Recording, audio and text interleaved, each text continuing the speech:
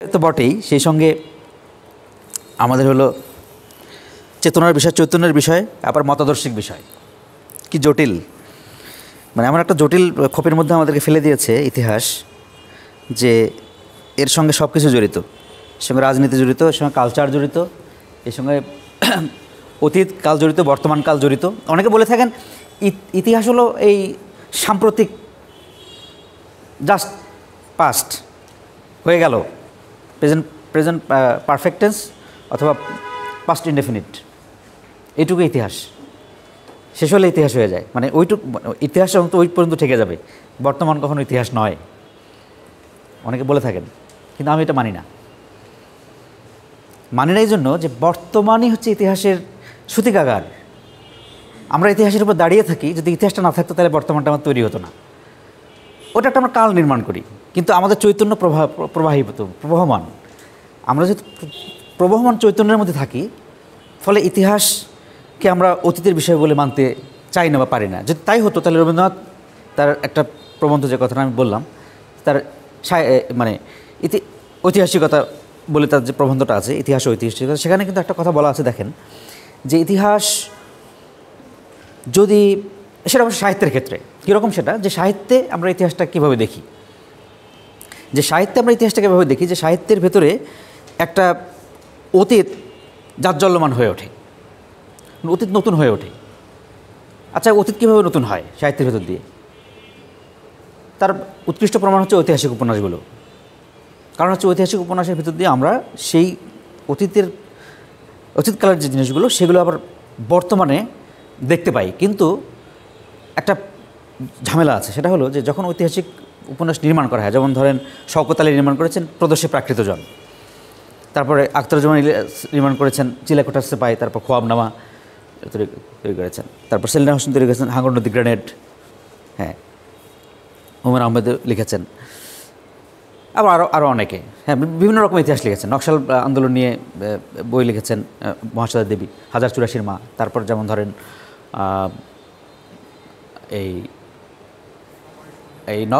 আপনার মানে আরও অনেক, মানে এই মিহির সেনগুপ্ত, তিনি দেশভাগের 47 সালের দেশভাগ নিয়ে তিনি বই লিখেছেন, বিষাদ বৃক্ষ। এই ধরনের যে বইগুলো আছে না, এগুলোর ভেতর দিয়ে কিন্তু আমরা একটা নতুন ইতিহাস পেলাম। ইতিহাসটা কি?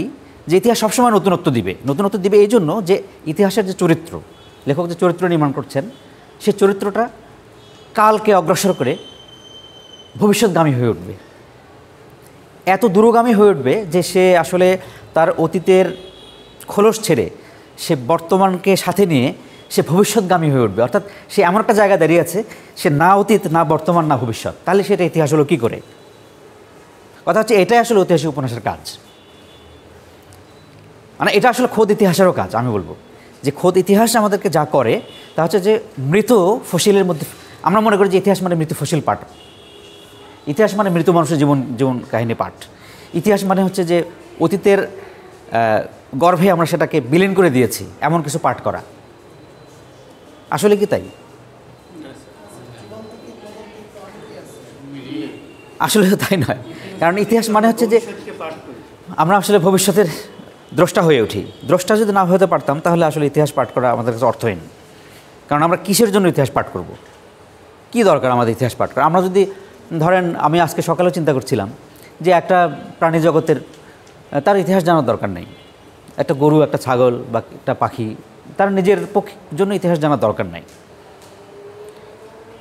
একটা গাছের তার কি ইতিহাস জানার দরকার আছে? আমরা কিন্তু জানি না সেটা, এটাও সত্য। তার ইতিহাস জানা দরকার। একজন খুব মজা করে কথা বলছিলেন, এই যে কাজী সাহেব মারা গেলেন না, উনি কিন্তু ইয়ার পত্রিকার মালিক, দেখেন ওই যে এই যে আজকের কাগজ যেটা ছিল এক সময়, হ্যাঁ, কাজী শাহেদ আহমেদ, হ্যাঁ, উনি কিন্তু একটা মজা করে কথা বলছিলেন যে দেখেন, গাছেরও প্রাণ আছে, এটা তো বহু পুরাতন আবিষ্কার। আর গাছ অসুস্থ হয়ে গেলে নাকি আর এক গাছ তাকে সেবা করে। সেটা হচ্ছে এইভাবে যে ওই গাছের শেকড় সে বার্তা পাঠিয়ে দেয়, তার কাছে সেন্সর আছে। তো সত্যেন্দ্রনাথ বোস প্রমাণ করছিলেন যে গাছে যদি আমরা টোকা মারি তাহলে বা আঘাত করি, তাহলে সে ওই যে আঘাত করবে, পরে যদি সে আবার যায় ওই গাছতলা দিয়ে, সে ওই গাছ নাকি তাকে চিনে ফেলে এবং ভয় পায়, নিজেকে গুটিয়ে নেয়, বা তার শরীরের রসায়ন আছে তার ভিতরে একটা, সে রাসায়নিক প্রক্রিয়া তার পরিবর্তন হয়। আচ্ছা তার প্রাণ আছে, তার চেতনা আছে, চৈতন্য আছে, আমরা ধরতে পারি না। আমাদের মানব ইতিহাস বা আমাদের সায়েন্স অদূর অগ্রসর হয় নাই যে তার চৈতন্যকে আমরা ধারণ করব। তো এটা হচ্ছে যে আমাদের জ্ঞানের ব্যাপার আর কি, যে অন্তর্জ্ঞানের ব্যাপার, যে একটা গাছ, ওটা একটা মজার কথা হয়তো একটা কথার কথাই, যে একটা গাছ একটা শেকড় দিয়ে আরেকটা গাছের শেকড় দিয়ে বার্তা পাঠিয়ে দেবো, ওই শেকড় দিয়ে নাকি পৌঁছে যায় আরেকটা গাছের কাছে। এগুলো নিয়ে গাল গল্প ধরে নিলাম। যদি তাও হয় তবু কিন্তু দেখেন যে একটা মানে প্রাণীদের যে বা উদ্ভিদের বা যার প্রাণ আছে, উদ্ভিদেরও প্রাণ আছে, তো প্রাণী নয়, এখন এদেরও যে একটা আন্তঃযোগাযোগ আছে, আন্তঃসম্পর্ক আছে, সেটা কিন্তু আমরা ধরতে পারবো না। এখন আপনারা বলতে পারেন এটা তো অবান্তর কথা, এগুলো হচ্ছে খুবই হালকা কথা, যে এটা তো খুবই স্বাভাবিক, মানুষেরই একমাত্র ইতিহাস আছে, আর কারো দরকার নেই ইতিহাস। এখন ধরুন যে আমরা তো একদম সাম্প্রতিক কালের লোককে ধরবো, যেমন দীপেশ চক্রবর্তী, তিনি এখন পড়াচ্ছেন আমেরিকা কলাম্বিয়া বিশ্ববিদ্যালয়ে, তিনি ওখানকার শিক্ষক। তিনি যেভাবে বলছেন যে ইতিহাস হচ্ছে প্ল্যানেটরি, খুবই মজার কথা। ইতিহাস মানে মৃত পুঁথি পুস্তকে রাখা জিনিস নয়। ইতিহাস মানে হলো যে আমরা এমন জিনিস না যে ইতিহাসটাকে আমরা এই যে অতীতের গর্ভে ফেলে দিতে পারি, ফসিল হিসাবে আবিষ্কার করতে পারি। তিনি বলছেন মোটেও তা নয়। আবার ইতিহাস শুধু মানব ইতিহাসও নয়, তিনি বলছেন ইতিহাস পার্টিকুলার কোনো প্রাণেরও নয়। আসলে ইতিহাস হচ্ছে সমস্ত প্ল্যানেটরি ইতিহাস। কেউ ইতিহাসকে বলেন যে শুধু গ্লোবের ইতিহাস, যারা রাজনীতি করেন তারা বলছেন গ্লোবালাইজেশন, এইটাই আমাদের ইতিহাস তারা বলবে, এর ভেতর দিয়ে আমরা আমাদের মোক্ষ ধামে পৌঁছতে পারি, তারা বলবেন এটা। কিন্তু যারা বলবেন যে প্ল্যানেটরিটা কী জিনিস, প্ল্যানেটরি হচ্ছে সমস্ত টোটাল বিশ্ব ব্রহ্মাণ্ড, ইউনিভার্স। এই বিশ্ব ব্রহ্মাণ্ডের সঙ্গে আরেকটা জিনিস জড়িত, একটার সঙ্গে আরেকটা শক্তি, মহাশক্তি যাই বলে না কেন, অভিকর্ষ মহাকর্ষ যাই দিয়ে বিচার করি না কেন, সমস্তটার সঙ্গে একটা লিঙ্ক আছে। এবং সে একটা ইতিহাস রচনা করে এই জন্য যে তার একটা সৃষ্টিতত্ত্ব আছে, সে কতদিন আগে তৈরি, কতদিনে সে ফরমেশন লাভ করেছে। যেমন ধরুন ফোটন থেকে যদি বিগ ব্যাং হয়ে যদি পৃথিবীর সমস্ত মহাবিশ্বের জন্ম হয়, এতগুলো বস্তু জন্ম হয়ে থাকে, প্রথমে কার্বন তৈরি হলো, সেখান থেকে ধীরে ধীরে মাটি ফরমেশন, নানা ধরনের আমরা যে জন্মলাভ করেছি, এটা একটা এরকম পৃথিবীর পরিবর্তনের ফসল, ঠিক আছে। যেটা নিয়ে কিন্তু এই ডারউইনকে অনেকে করেছেন, না কেন জীবনে খাইয়েছেন, হ্যাঁ, যে ডারউইন এরকম একটা কথা বললেন। আসলে তিনি তার বিবর্তনের ইতিহাস বলতে এই পৃথিবীর সৃষ্টিতত্ত্বের ভিতর দিয়ে যে বিবর্তন, আসলে তার কথাই বলছিলেন। আমি ওনাকে দেখেছি, মানে পড়ার চেষ্টা করেছি, বোঝার চেষ্টা করেছি। তো আর আমরা বুঝেছি অন্য কিছু, যে আমরা বানর থেকে মানুষ হলাম, এটা হচ্ছে সাধারণ মানুষের উপলব্ধি। তো সাধারণ মানুষ আর অসাধারণ মানুষের উপলব্ধি আসলে এক হবে না কখনো, ঠিক আছে। যারা একটু অসাধারণত্বে পৌঁছে গেছে, যারা একটু আপগ্রেডেড থিঙ্কিং এই জায়গায় পৌঁছে গেছেন, তাদের পক্ষে আসলে খুব এই সাধারণ কথাগুলো, এগুলো হচ্ছে যে উদ্বায়ী কথা, জনসমুদ্রে ভেসে আসা, ধরুন জনপ্রিয় কথা, এগুলো না মানলেও আমাদের চলে। না, এরকম কথাও নাই। এটাই সোসাইটিতে ইয়ে হয়েছে, প্রচার হয়েছে, মানে আমরা সত্যটা বুঝতে চাই নাই। আমার কথা হলো যে আমরা হচ্ছে এরকম, ইতিহাসেরও তাই। ইতিহাসের যে সত্য, আমি আসছি সে জায়গাগুলোতে আসবো। ধরুন ইতিহাসের যে সত্য, আমরা কিন্তু সেই সত্যের কাছে পৌঁছতে পারিনি, না পেরে আমরা ইতিহাসের ওই মরা জিনিস নিয়ে, যে বানর থেকে মানুষ এরকম জিনিস নিয়ে টানাটানি করছি। আসলে আমরা ইতিহাসের কাছে পৌঁছে নাই।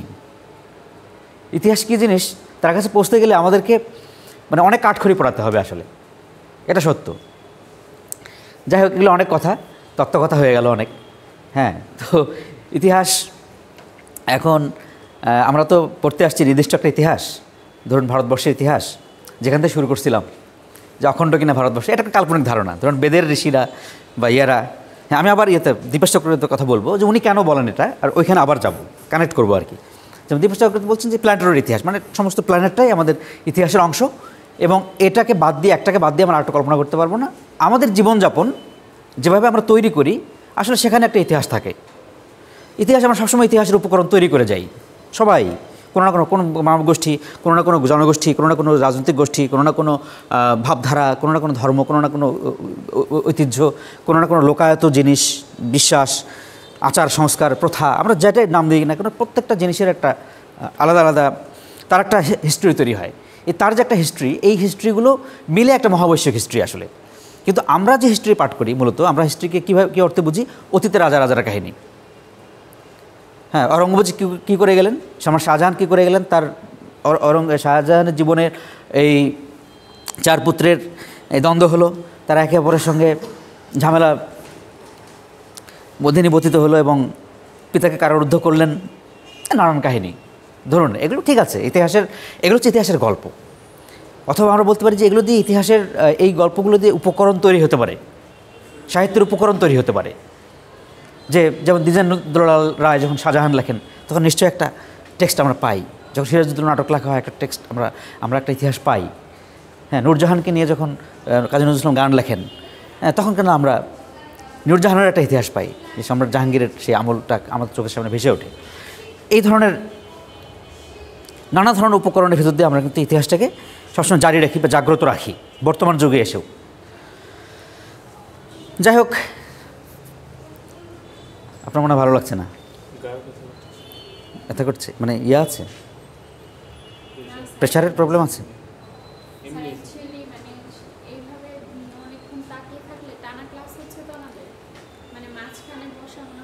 মাঝখানে বসেন, তাহলে যদি ওরকম সমস্যা বোধ করেন তাহলে মাঝখানে বসেন।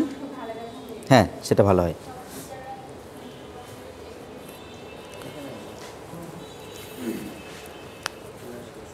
আমি এরপর নির্দিষ্ট জায়গায় কথা বলবো, আসলে সেটা আসতেছে আস্তে আস্তে আমি সে জায়গাগুলোতে। তো আমি একটা ধারণাগুলোকে ক্লিয়ার করে নিলাম আগে, যে আসলে আমরা কি বুঝি ইতিহাস বলতে। তো এখন যেমন ধরুন যে এই ইতিহাসের মধ্যে যে অভিযাত্রা আমাদের, তার মধ্যে একটা কাল নির্মাণের ব্যাপার থাকে, যে কালটা, যে ধরা যাক যে ভারতবর্ষের ইতিহাস যখন আমরা প্রথম বলবো এই কথাটা, এটা আমাদের পড়ার বিষয় ধরা যাক, তাহলে প্রথমে আসে হচ্ছে ভারত। এটা কোত্থেকে তৈরি হলো? অবশ্যই এটাও সত্য যে আমরা সব ইতিহাস পড়তে পারবো না, মানে পারবো না, মানে আপনাদের পরীক্ষার জন্য বা আপনাদের কাজের জন্য এতখানি স্পেস দেওয়া এটা অসম্ভব ব্যাপার। আমি আপনাকে ধারণা দিতে পারি, আর এগুলো সবসময় পাওয়া যায়, বইপত্রে পাওয়া যায়, তারপর আপনার লেকচারে পাওয়া যায়, নানা ধরনের এগুলো পাওয়া যায়। তো আমার মনে হয় যে আমরা ধারণাগুলো করতে পারি, ক্লিয়ার করতে পারি, আর কিছু ধারণা নিতে পারি আর কি, বা এক্সচেঞ্জ করতে পারি, এই ধরনের আর কি।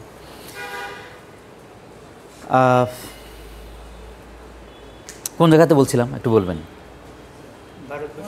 হ্যাঁ, ভারত। যেমন ধরেন যে ভারত, হ্যাঁ, এখন এই শব্দটা নিয়ে খোদ ধরেন জটিলতা, যে ভারত এটা কোত্থেকে তৈরি হলো? এর মূল নাম নাকি ভরত। হ্যাঁ, বর্ষ মানে তো, আর বর্ষ মানে আসলে অঞ্চল, দেশ। বর্ষ বলতে দেশ বোঝায়, একটা জায়গা বোঝায়, আর তো কিছু নয়। এখন ভারতবর্ষ বলতে ভারত দেশ বা ভারত একটা অঞ্চল, একটা এলাকা। এই পুরো এলাকাটা আমরা জানি যে এটা একদম সেই আফগানিস্তান থেকে শুরু করে ব্রহ্মদেশ, মানে ব্রহ্মদেশ ভাগ হয়ে গেছে ভারত থেকে। 47 সালের আগে এটা দখলে চলে যায়। এটা প্রথমে জাপানের অধিকার হয়ে যায়, আর এই অঞ্চলটা আর কি, যেটাকে বার্মা, যেটাকে আজকে আমাদের সমস্যা, এটা কিন্তু আমাদের সঙ্গে মানে 47 সালে আমরা একটা ভুলে যাই, যে আমিও নিজেও অনেক দিন এটা ভুলে গেছিলাম যে বার্মাকে সত্যি ভারতবর্ষের অংশ। হ্যাঁ, ভারতবর্ষের অংশ ছিল সে, ঠিক আছে। এগুলো ছিল এর অংশ। এই টোটালটা মিলে আসলে এটাকে ভারতবর্ষ বলা হতো। এখন কেন বলা হতো সে তার পেছনে এগুলো, মানে তখন তো আসলে দেশের ধারণা ছিল না। হ্যাঁ, তাই বলে, এগুলোই আছে। কারণ ইন্দোনেশিয়া, যেমন শ্রীলঙ্কাতে যুদ্ধ করতে গেছে রাবণ, আমরা দেখি রাম যুদ্ধ করতে গেছেন অযোধ্যা থেকে যে গেলেন, তো ওখানে দেখেন যে রাবণের যে এই একই সংস্কৃতির অংশ এগুলো। পরবর্তীকালে দেখা যাচ্ছে বৈদিক সংস্কৃতির সঙ্গে এটা একটা মিলন ঘটে গেছে, টোটালটা একটা জায়গায় চলে আসছে। তো এই যে অখণ্ডতা চিন্তা করা হয়, এই অখণ্ডতা আসলে ধর্মীয় অখণ্ডতা, চিন্তাটা ওখানে। আর ঠিক আছে, যদি আমরা এখন বর্তমান ইতিহাসের ভঙ্গি হচ্ছে যে ধর্ম থেকে আলাদা করে নিরপেক্ষ হিস্ট্রি নির্মাণ করা, নিরপেক্ষতার জায়গায় চলে যাওয়া। এখন সেটা যদি হয়, তাহলে ধরুন যে সেই হিস্ট্রি, এটা আমাদের কাছে সবসময় হিস্ট্রি বলতে একটা কল্পনা কাজ করে, রোমান্টিকতা কাজ করে, এবং সেই রোমান্টিকতা কিন্তু আমাদের ভালো লাগে। হ্যাঁ, সেই রোমান্টিক ভালো লাগা থেকে কিন্তু আমরা হিস্ট্রিকে কল্পনা করতে বা হিস্ট্রিকে ভালোবাসি, যে আমরা তার পেছনে বোধহয় বড় একটা কারণ হচ্ছে যে হিস্ট্রি হচ্ছে রোমান্টিক, নিজে খুব রোমান্টিক, হিস্ট্রিটা রোমান্সে ভরপুর, রোমাঞ্চকর ঘটনায় ভরপুর। সারা পৃথিবীর যে হিস্ট্রি, নেপোলিয়ান হিস্ট্রি পড়েন, চাই আলেকজান্ডার হিস্ট্রি পড়েন, গ্রিক হিস্ট্রি পড়েন, রোমানদের হিস্ট্রি পড়েন, সারাসিন্সদের হিস্ট্রি পড়েন, অথবা এই বাইজেন্টাইন সাম্রাজ্যের হিস্ট্রি পড়েন, দেখেন যে হিস্ট্রি কিন্তু খুব মজার এবং রোমান্সে ভরপুর, রহস্যময়তায় ভরপুর। আবার মজার বিষয় হচ্ছে প্রাসাদ ষড়যন্ত্রে ভরপুর, নানান প্রাসাদ ষড়যন্ত্র ষড়যন্ত্রে ষড়যন্ত্র শেষ হয়ে গেছে সমস্ত বিশ্ব। হ্যাঁ, এখন প্রাসাদ ষড়যন্ত্র কমে গেছে হচ্ছে গণতন্ত্রে এসে। হ্যাঁ, প্যাটার্ন বদলে গেছে, বিষয় হচ্ছে এই জায়গায়। ফলে হিস্ট্রির গতিও বদলে গেছে। আরও হিস্ট্রির গতি বদলে যাওয়ার আরও কারণ হচ্ছে সপ্তদশ শতাব্দীর কথা বলছিলাম, যে সপ্তদশ শতাব্দী হচ্ছে জ্ঞান বিজ্ঞান থেকে শুরু করে দর্শন, ধর্মচর্চা বলেন, তার একটা মানে এমন একটা কাঠামোবদ্ধ রূপ, যে রূপের ভেতর দিয়ে আমরা আসলে বিশ্বটাকে মানে দেখতে শিখেছি, কল্পনা করতে শিখেছি। এই জন্য আমরা ইউরোপে আধুনিকতার কথা বলি সবসময়, যে ইউরোপে আধুনিকতা, ইউরোপ আসলে আধুনিক ঠিক আছে কথাটা এক অর্থে, যেখানে ইউরোপ 1700 সাল থেকেই সারা দুনিয়া চষে বেড়ানো শুরু করেছে। ফ্রান্স, স্পেন, জার্মান, নর্ডিক শক্তিগুলো, হ্যাঁ ঠিক আছে, এরা এরা এরা সবসময় ধরেন বিভিন্ন জায়গাতে, ওরা আমেরিকার উপর চড়ে খেয়েছে, কানাডার উপর চড়ে খেয়েছে, অস্ট্রেলিয়ার উপর চড়ে খেয়েছে, সারা পৃথিবীর উপরে। এই যে সারা পৃথিবী পরিভ্রমণ করলো, এটা আসলে ঔপনিবেশিক হিস্ট্রি। এটা তো আমরা খুবই সহজভাবে বুঝতে পারি যে ঔপনিবেশিকতার মধ্য দিয়ে আমাদের এখানে শিক্ষা দীক্ষা এসছে, এবং সেইভাবে শিক্ষিত হয়ে আমরা আসলে শেষ পর্যন্ত ইউরোপই হয়ে উঠেছে আমাদের একেবারে কেন্দ্রবিন্দু, চিন্তার কেন্দ্রবিন্দু। এবং আমরা কোনো কিছু পড়লে গ্রিক, আগে গ্রিক, অমুক এই শব্দটা গ্রিক শব্দ, গ্রিক ভাষা ছিল, এই শব্দটা অমুক জায়গায় ছিল, এই শব্দটা ঠিক প্রধান হিস্টোরিয়ানকে হিরোডোটাস, তিনি ওখানকার লোক, গ্রিকের লোক। দেখেন যখনই মূল আপনি টান মারবেন তখন মনে হবে যে আপনি হচ্ছে ওইখানে গ্রিকে চলে গেছেন, অথবা আপনি খুব বেশি হলে রোমানে আসছেন। আর রোমানের হাত ধরে আধুনিক যে ইউরোপীয় সভ্যতাগুলো আসছে, ইংল্যান্ড, ফ্রান্স, জার্মান, এদের কাছে আপনি বন্দী কোনো না কোনোভাবে, আপনি এদের কাছে চলে আসছেন, এবং তারা আমাদের হিস্ট্রি নির্মাণ করছে এখানে এসে, ভারতবর্ষে এসে। এটা একটা মজার বিষয়। তাদের হাত দিয়ে শিক্ষা বিস্তার হচ্ছে, তাদের হাত দিয়ে এই শিক্ষা নীতি নির্মাণ হচ্ছে, আইন তৈরি হচ্ছে। আইনগুলো সব রোমান আইন, বেশিরভাগ ক্ষেত্রেই রোমানরা যে আইন দিয়েছিল তার বাইরে খুব বেশি চিন্তা করার অবকাশ আসলে আমাদের হয়নি, এখনও হচ্ছে না। এখনও যে ব্রিটিশ ল আমরা মানি বাংলাদেশে, সেগুলো আসলে তাদের ল, রোমানদের, ওরা যারা সিভিলাইজেশন তৈরি করেছিল। এখন এইভাবে যে পৃথিবীতে গমনাগমন হলো, একটা প্রশ্ন আসতে পারে আমাদের মাথার মধ্যে, যে প্রশ্ন ওঠাটা খুব স্বাভাবিক, সঙ্গত, যে পৃথিবীতে থেকে আর কোনো সভ্যতা তাহলে ছিল না? প্রথম প্রশ্ন। হ্যাঁ ছিল, থাকবে না কেন, ছিল। কিন্তু রিটেন ডকুমেন্ট, রিটেন হিস্ট্রি, যার ভেতর দিয়ে ডকুমেন্টেশন,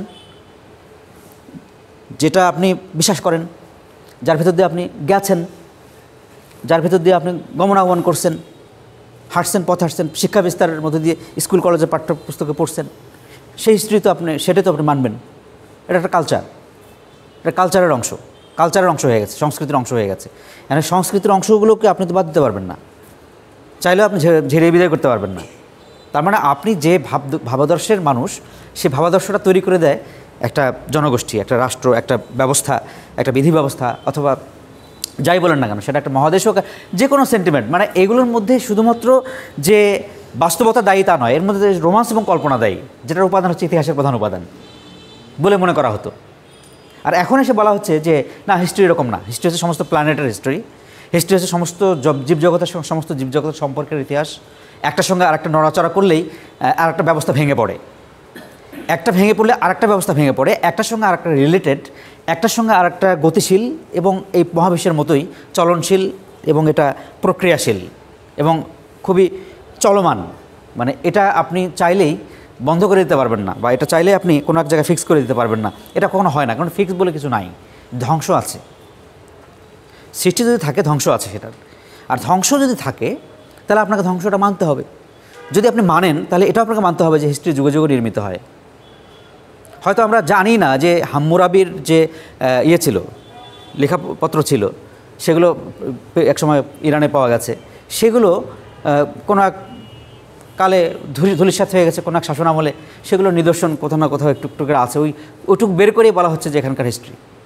খুব মজার আছে, ভারতবর্ষে যখন এই যে গুজরাটে লোথাল নামক একটা জায়গা খুঁজে পাওয়া গেল, গুজরাট তো পশ্চিমের দিকে, পাকিস্তানের কাছাকাছি, লোথালে ওখানে যখন ফসিল আবিষ্কার, তখন বলা হলো যে মানে বের করা হয়েছে পুরনো শহর। তো তখন দেখা গেল যে এটা খোদ সিন্ধু সভ্যতা বা হরপ্পা সভ্যতারও কাছাকাছি বা তারও চেয়ে প্রাচীন হতে পারে এরকম, বা এত মানে সেটা জানাই ছিল না মানুষের। তারপর যেমন ধরুন যে মেক্সিকোতে যে এই সভ্যতা, এই যে আপনার মায়া সভ্যতা, ইনকা সভ্যতা পাওয়া গেছে পরবর্তীকালে। পিরামিড, আমরা জানতাম যে মিশরের পিরামিডই হচ্ছে পৃথিবীর এক শ্রেষ্ঠতম জিনিস, এর মতো করে কেউ কিছু নির্মাণ করা নেই। যখন মিশরের মেক্সিকোতে চিচেন ইৎসা পিরামিড বলা, এটাকে চিচেন ইৎসা পিরামিড তৈরি হলো, তখন আমরা জানলাম যে তাই তো ইতিহাস, তাহলে তো এটা এখানেও ওই ধরনের সভ্যজাতি ছিল, ওই ধরনের জাতি ছিল যাদের ওরকম টেকনোলজি ছিল, যারা ওইরকম পিরামিড বানাতে পারত, ওরকম পিরামিড বানিয়ে এত বড় জিনিস তৈরি করে ফেলেছে এবং বা সভ্যতা তৈরি করে ফেলেছে। তাহলে এরা কারা? এরা আসলে কারা? তারপর হরপ্পা সভ্যতা খুঁড়ে, বিশেষ করে মহেঞ্জোদারো খুঁড়ে দেখা গেছে যে মহেঞ্জোদারোর যে প্যাটার্ন, আপনার এই যে মহেঞ্জোদারোর যে আবাসিক যে ভবনগুলো, যে প্যাটার্নগুলো এবং তাতে পয় প্রণালী, স্নানাগার, এগুলো পরীক্ষা করে দেখা গেছে যে কী সাংঘাতিক, এটা অনেক আধুনিক। বাষ্পীয় স্নানের ব্যবস্থা, আমরা যেটা এখন মানে এটা খুব ব্যয়বহুল, খুব বেশি সংখ্যক লোকের আমরা এটা দিতে পারবো, স্টিম বাথ যেটাকে আমরা বলি, খুব বেশি সংখ্যক লোকের, আমারও নাই। হ্যাঁ, আমাদের অনেকের বাসায় তো নাই, তাই না? খুব বড় লোকদের বাসা ছাড়া স্টিম বাথ আমরা করতে পারি না। তো স্টিম বাথের ব্যবস্থা ছিল। তাহলে তারা কি নিম্নজাতি ছিল, নিচু জাতি ছিল? মোটেও তা না। তাহলে সেই ইতিহাস গেল কোথায়? তাহলে আমরা যেটা বলছি যে আধুনিকতা, ইউরোপীয় আধুনিকতা, আমি ভেঙে দিতে চাচ্ছি ইউরোপীয় আধুনিকতার ইয়েটাকে, মানে এই যে আমরা মনে করে আসছি যে ইউরোপ আমাদের আধুনিক করছে, এইটা আমি প্রথম গুড়িয়ে ভেঙে দিতে চাই। যে সভ্যতা পৃথিবীর জায়গায় জায়গায়, স্থানে স্থানে, আর সভ্যতাকে একটা সংজ্ঞায়িত করা যায় কি জানেন? যেমন একটা কবিতা আছে, টাইম এ ওল্ড জিপসি ম্যান। এইটা এখানে আপনি দেখেন যে উনি বলছে যে সভ্যতা তুমি এক বন্দরে থাকো না, তুমি আজকে এখানে তো কালকে ওখানে, তো পরশু ওখানে, তরশু ওখানে। অর্থাৎ তুমি এক বন্দরে কখনো নোঙ্গর করো না, তুমি একটা চলমান জাহাজ। তুমি আজকে এ বন্দরে তুমি থামছো, তুমি মানুষকে দিয়ে যাচ্ছ কিছু, আবার আর এক বন্দরে যাচ্ছ, আর এক বন্দর থেকে টেনে নিয়ে চলে যাচ্ছ, ধ্বংস হয়ে যাচ্ছে ওটা, ওখান থেকে নিয়ে যায় তুমি আর এক জায়গায় নিয়ে যাচ্ছ। এই যে যাওয়াটা, আমাদের যাওয়া, এক জায়গা থেকে আরেক জায়গায় যাওয়া, এই যে স্থানান্তরিত হওয়া, হ্যাঁ, এই যে হিজরত, সাহিত্যের হিজরত আর কি, এই হিজরত আমাদের সবসময় আমাদেরকে বহন করে নিয়ে চলছে ইতিহাসের দিকে, যার ফলে সভ্যতার হিজরত আর কি, এটাই আমাদের বহন করে নিয়ে চলছে। তা আমরা কোন জায়গায় গিয়ে দাঁড়াবো? হ্যাঁ, দাঁড়ানোর দরকার কি। কথা হলো যে মানে এখন প্রসঙ্গ আসে ওই জায়গাতে যে আমরা কি তাহলে মানুষের ইতিহাসের কাছে এসে দাঁড়াবো? এতগুলো ইতিহাস তো আমাদের, এতগুলো সভ্যতার ইতিহাস, কোনটাকে সত্য মনে করব, কোনটাকে অসত্য মনে করব, হ্যাঁ, কোনটা করে আমার লাভ কি, অলাভ কি, তাই না? কোনটা দিয়ে আমার যে রাষ্ট্র তৈরি হয়েছে সে রাষ্ট্রের জন্য কাজে লাগবে কি না, বা আমি যে জীবনযাপন করি তার সঙ্গে এটার কোনো যোগাযোগ আছে কি না, এগুলো আমরা বিবেচনা করি আমাদের জীবনে। অনেক কিছু, অনেক শাস্ত্র যখন আমরা পড়ি কোনো একটা শাস্ত্র, তখন কিন্তু আমরা বিবেচনা করি যে এই শাস্ত্র আমার কাজে লাগে নাকি, আদৌ কি কাজে লাগে বা লাগবে না। উনি যেমন মেডিকেলের মানুষ, একটা বিষয় নিয়ে চিন্তা করেন, আয়ুর্বেদিক শাস্ত্র। আপনি খেয়াল করে দেখেন যে আয়ুর্বেদিক শাস্ত্র আজকে ভারতবর্ষে প্রায়, মানে ভারতবর্ষে কিছুটা মানে চর্চা আছে, অন্য জায়গায় প্রায় অবলুপ্ত, মানে যেটাকে ইউরোপীয় ইউনানি চিকিৎসা বলা হয়, আর এখানে এসে আয়ুর্বেদিক হার্বাল এরকম নাম হয়েছে, তো বা আরও এক ধরনের নাম আছে। তো এই ধরনের যে ব্যবস্থাগুলো, এগুলো ধীরে ধীরে বিলীন হয়ে যাচ্ছে, তাই না? কিন্তু এই বিলীনতার দিকে যাওয়ার আমাদের দরকার ছিল না, কারণ হচ্ছে যে আমাদেরকে ইতিহাস বলছে যে গাছের শক্তি আছে এবং সেটাকে ব্যবহার করে নিশ্চয়ই আমাদের কিওর করা সম্ভব আমাদেরকে, কিন্তু আমরা সেদিকে মনোযোগ দেই নাই। এই মনোযোগ না দেওয়ার পিছনে নিশ্চয় কারণ আছে। এই মনোযোগ না দেওয়ার পিছনে আমাদের কারণ হচ্ছে ঔপনিবেশিকতা। তারা আমাদের যা শিখেছে, যন্ত্র ভালো, টেকনোলজি ভালো, খারাপ বলছি না, কিন্তু প্রত্যেকটা জিনিসের ভালো এবং খারাপ রূপ আছে। টেকনোলজি, রবীন্দ্রনাথ এই কথাই বলছিলেন যে যখন ভারতবর্ষে স্বাধীনতা বিপ্লবের আন্দোলন চলছে, রবীন্দ্রনাথ এর খুব একটা পক্ষে ছিলেন না। প্রথম দিকে যখন স্বরাজ পার্টি তৈরি হচ্ছে, দেখেন, খেয়াল করে দেখেন, তখন এই স্বরাজ নিয়ে খুব একটা আগ্রহবোধ এনাদের ছিল না প্রথম দিকে।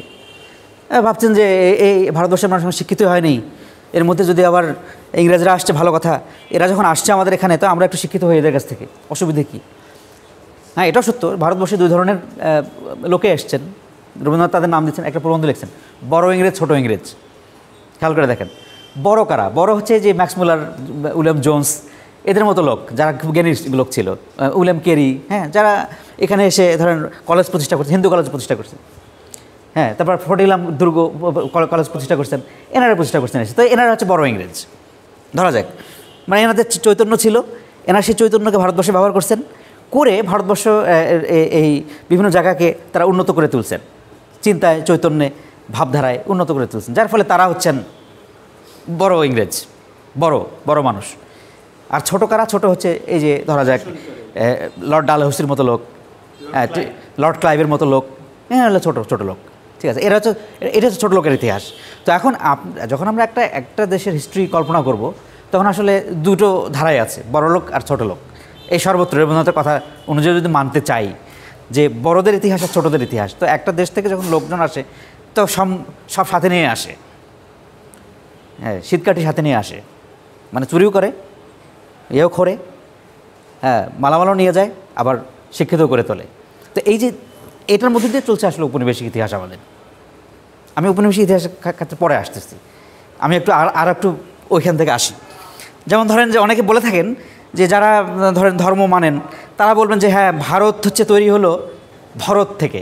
ভরত কি? একটা জিনিস আমরা পাই, একটা হলো ভরত মুনি, যিনি খুব একজন বিখ্যাত মুনি ছিলেন। তার তো তিনি তো পরের লোক, ভরতমুনি আসলে তো অনেক পরের লোক। এই যে আপনার খ্রিস্টপূর্ব না খ্রিস্টাব্দ 2য়-3য় শতকের লোক আর কি। ওই যে ওনার হাত দিয়ে সাহিত্যের নানা ধরনের তত্ত্ব দর্শনগুলো তৈরি হয়েছে ভরতমুনির হাত দিয়ে। কিন্তু তাহলে ইনি নন, ভারতবর্ষ একটা প্রাচীন ধারণা।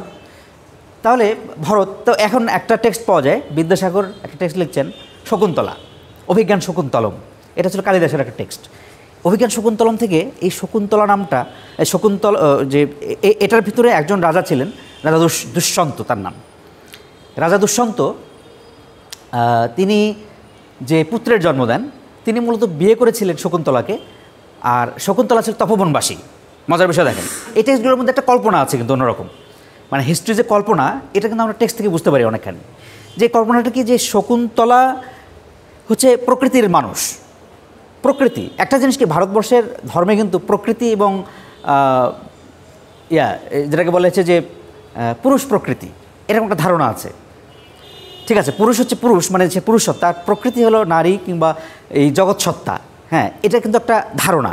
কারণ ভারতবর্ষে একটা জিনিস কি, যে ভারতের ইতিহাস যদি আমরা এখন কল্পনা করি, যদি আমরা বাংলাদেশ খণ্ডে এসে আমাদের চিন্তাটা আলাদা হয়ে যাবে। কিন্তু যখন আমরা ভারতবর্ষের ভিতরে আছি, তখন কিন্তু একটা ব্যাপার আছে যে ভারতবর্ষ পুরো কাঠামোটা হচ্ছে ধর্মভিত্তিক। আজও অনেকে এটাও বলে থাকেন যে ভারতের যে কনসলিডেশন, একত্ব অথবা এই যে একসঙ্গে আছে, এটার কারণ হচ্ছে তার ধর্ম, আর কিছু নয়। এটা একটা কল্পনা, দারুণ কল্পনা। রামায়ণ সারা একদম শ্রীলঙ্কা থেকে শুরু করে সেই বালিদ্বীপে গেলেও ইয়ার মূর্তি পাওয়া যায়, সুগ্রীব মানে যে ইয়ার মূর্তি, আপনার হনুমানের মূর্তি পাওয়া যাচ্ছে।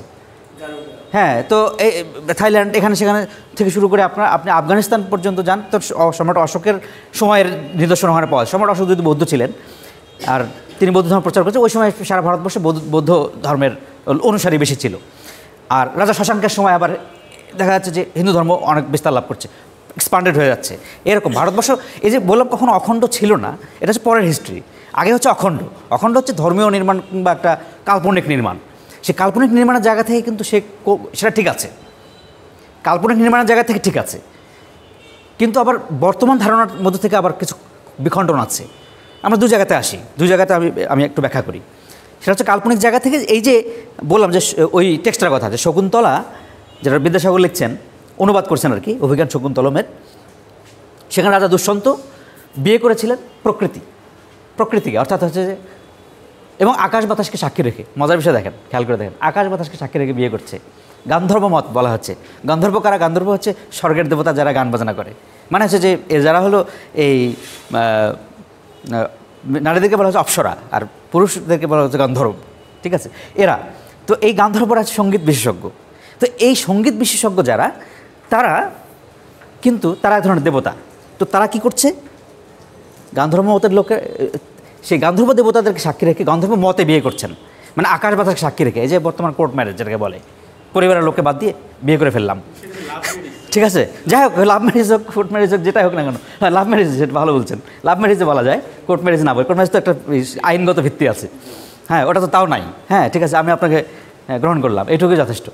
তো এইটা ওইখানে ছিল। তার যে পুত্র, আমি গল্পটা বাড়াবো না, কারণ হচ্ছে যে তার পুত্র ভরত, সে হচ্ছে আসলে ওই যে শকুন্তলার পুত্র। তিন বান্ধবী, শকুন্তলা, অনসূয়া, প্রিয়াঙ্গদা, তিনজনের একজন শকুন্তলা, যে হচ্ছে মূল টার্গেট নায়িকা। তার পুত্র যে ভরত নামে জন্ম, তাদের বংশধর, অর্থাৎ সেই অনুযায়ী। এবং এটা ভারতবর্ষে আর একটা বংশ বলা হয় ইক্ষ্বাকু বংশ, অর্থাৎ এরা খুব, এবং সূর্য বংশ, এরা খুব বিখ্যাত ছিল, তার মধ্যে থেকে জন্ম। এবং এই ইক্ষ্বাকু এবং সূর্য বংশের পরবর্তীকালে ভারতবর্ষ শাসন করেছে, প্রাগৈতিহাসিক কালের ভারত আর কি। ইক্ষ্বাকু বংশ, এরা এরা ধরা যাক এই যে রাম, যিনি যাকে নিয়ে এখন রাম মন্দির নিয়ে ঝামেলা আছে, সে ঝামেলা জায়গা থাকুক, আমরা আমাদের কথা বলি। সেটা হলো যে ইনিও যে ওই সিলসিলা ধারাবাহিকতার অংশ, ঠিক আছে, ওই বংশের সন্তান, ঠিক আছে। এই ইয়াকেও পাওয়া যাচ্ছে, কৃষ্ণকেও পাওয়া যাচ্ছে, মহাভারতের কৃষ্ণ তিনি ওই বংশের সন্তান। এইভাবে এই ক্রোনোলজি এগিয়ে কিন্তু হিস্ট্রিগুলো নির্মাণ হচ্ছে। আর তখন আসলে হিস্ট্রি নির্মাণের যুগ ছিল না। একটা মজার বিষয় খেয়াল করবেন, দেখবেন যে হিস্ট্রি আগে নির্মাণ হতো কিন্তু বর্ণনাত্মকভাবে, ন্যারেটিভ। আগের হিস্ট্রি পড়লে আপনার ভালোই লাগবে না, মোটেও না। আমি পড়ে দেখেছি যে আগের, যেমন ধরেন যে আপনি যদি তাওয়াকিতে মিনহাজি সিরাজ পড়েন, তাওয়াকিতে নাসিরের, তারপর আপনি যদি ইভেন যে ইসলামের কিছু ইতিহাস পাওয়া যায়, ইসাহাক লিখছেন, এইগুলো পড়ে আপনার খুব একটা ভালো লাগবে না। এর পেছনে কারণ আছে। কারণটা কি? কারণ হলো যে এই হিস্ট্রিগুলো এত ন্যারেটিভ করে লেখা যে আপনার কোনো বিশ্লেষণ নাই, মানে খালি ঘটনার বিবরণ। তাও আর মানে ঘটনার বিবরণ কখন ভালো লাগে? ধরেন যে সংবাদপত্র আমাদের পড়তে ভালো লাগে এই জন্য যে আজকে একটা অ্যাক্সিডেন্ট হয়েছে, ওই বর্ণনাটা পাচ্ছি সংবাদপত্রে, বেশ ভালো লাগলো আমাদের, কারণ এটা জাজ্জল্যমান ঘটনা। কালকে এক জায়গায় আগুন লেগেছে, আজকে সেটার বর্ণনা আসছে। হ্যাঁ, কিন্তু এই বর্ণনাটা আপনি 50 বছর পরে দেওয়া হোক, আপনার মোটেও ভালো লাগবে না, মোটেও ভালো লাগবে না আপনার। ওই এটা একটা এরকম ঘটনা পৃথিবীতে হাজার হাজার ঘটছে, ওকে আপনি বাদ দিয়ে চলে যাবেন এগুলো। মানে আমার ফেসবুক সার্চ করার মতো আর কি, পাস সব এইসব হিস্ট্রি পাস করে দেন। এগুলো জেনে কোনো লাভ নেই। এগুলো অজস্র ঘটনা ঘটে পৃথিবীতে, ঠিক আছে। অজস্র ঘটনার মধ্যে কোনো ঘটনা মনে রাখার, এত ঘটনা মনে রাখার আমার দায় নেই। আপনি বলবেন, আমিও বলবো, এত ঘটনা মনে রাখার আমার দায় নেই। তাহলে মনে রাখার যতটুকু দায় আমাদের আছে, সেই দায়টুকু বোধ করি আমরা আমাদের নিজেদের সঙ্গে যদি না মেলে তাহলে আমরা বোধ করি না। যদি আমাদের নিজেদের সঙ্গে না মেলে তাহলে আমরা বোধ করি না, এটাই সত্য কথা পৃথিবীতে। এখন আসি, ধরেন এই আর ভারতবর্ষের কনসলিডেশনটা হচ্ছে যে রামায়ণ মহাভারতের মতো বড় গ্রন্থ এখানে ছিল, এটা একটা বড় কারণ। এগুলো ধর্ম, আবার এক ধরনের হিস্টোরি, আবার এক ধরনের সাহিত্য, তিনটাই। যদি তাই হয় তাহলে প্রত্যেকটার সঙ্গে মেলানো যায়, হয় হিস্ট্রি, না হয় লিটারেচার, আবার রাজনীতিও। মহাভারত একটা রাজনীতি, রামায়ণ একটা রাজনীতি, আবার ধর্ম। তার মানে এইগুলো সব এক জায়গায় ছিল, এগুলো আলাদা শাস্ত্র ছিল না। এখন আপনি জিজ্ঞেস করতে পারেন আলাদা শাস্ত্র কবে হলো? আলাদা শাস্ত্র আপনি যাই পাঠ করুন না কেন, প্রত্যেকটা শাস্ত্রের একটা ইতিহাস আছে। এবং আলাদা হলো কখন জানেন? এই আধুনিক যুগে এসে। আধুনিকতা আমাদেরকে আলাদা করে দিছে। কিন্তু স্যার একসাথে থাকলে তো একটা আরেকটার সাথে যাবে না। একটা যদি রামায়ণ মহাভারত কি ধর্মগ্রন্থ, ইতিহাস আর বলা যাচ্ছে না। হ্যাঁ, সেটা হতে পারে, বলা যাচ্ছে না, দুটো একটা বলতে হবে। হ্যাঁ, এখন একসাথে থাকার সুযোগ নাই, কিন্তু আবার আছেও, যেটা যে অবস্থায় আছে সেটাকে তাকে মানতে হবে। আমার ওইটা যদি এক জায়গায় থাকে ওটা আমার মানতে হবে না। আর এখন বিশ্লিষ্ট হয়ে গেছে, অর্থাৎ এখন বিশ্লিষ্ট কেন বলছি, যে এখন ধরুন এসে কেউ যদি নাকের ডাক্তারের কাছে যায়, তাহলে তিনি কানের চিকিৎসা দিতে পারবেন না।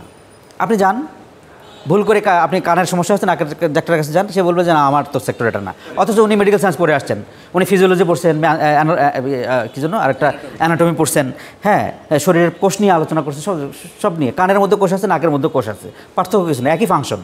ওখানে প্রোটোপ্লাজম আছে, এখানেও ওই যে ইউগুলো মাইক্রোন্ড্রিয়া আছে, একই ফাংশন, তবুও আপনার চিকিৎসা করবে না। উনি শরীরবৃত্ত সম্পর্কে জানেন কিন্তু চিকিৎসা করবেন না। এর পেছনে কারণ হচ্ছে যে বিশেষজ্ঞতা, অর্থাৎ বিশেষজ্ঞতার যুগে আমরা হাজির। হ্যাঁ, হিস্ট্রির ক্ষেত্রে এটাও কাজ করেছে, কিন্তু আপনি খেয়াল করে দেখবেন, যখন আপনি হিস্ট্রি পড়বেন, রাজনীতি পড়বেন, যে শাস্ত্র পড়তে আসছেন তো আপনারা, এই সাহিত্য বিভাগ কি কখনো ছিল? এটা কলকাতা বিশ্ববিদ্যালয়ে হিস্ট্রি হলো 200 বছরের আগের ইতিহাস, আর ইংরেজি সাহিত্য প্রায় 250 বছরের বেশি নয় এর ইতিহাস।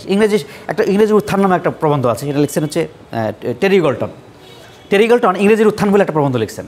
এই প্রবন্ধটা খুব মজার, যদি কখনো পড়ার সুযোগ হয় পড়তে পারেন। যে ইংরেজির উত্থান হলো এই জিনিস যে ইংরেজি ভাষা পড়ানো হতো ইউরোপে, যখন ভাষাটা তো পরে তৈরি হয়েছে, ইংরেজি ভাষা তো নবীন ভাষা, বাংলা ভাষার মতোই।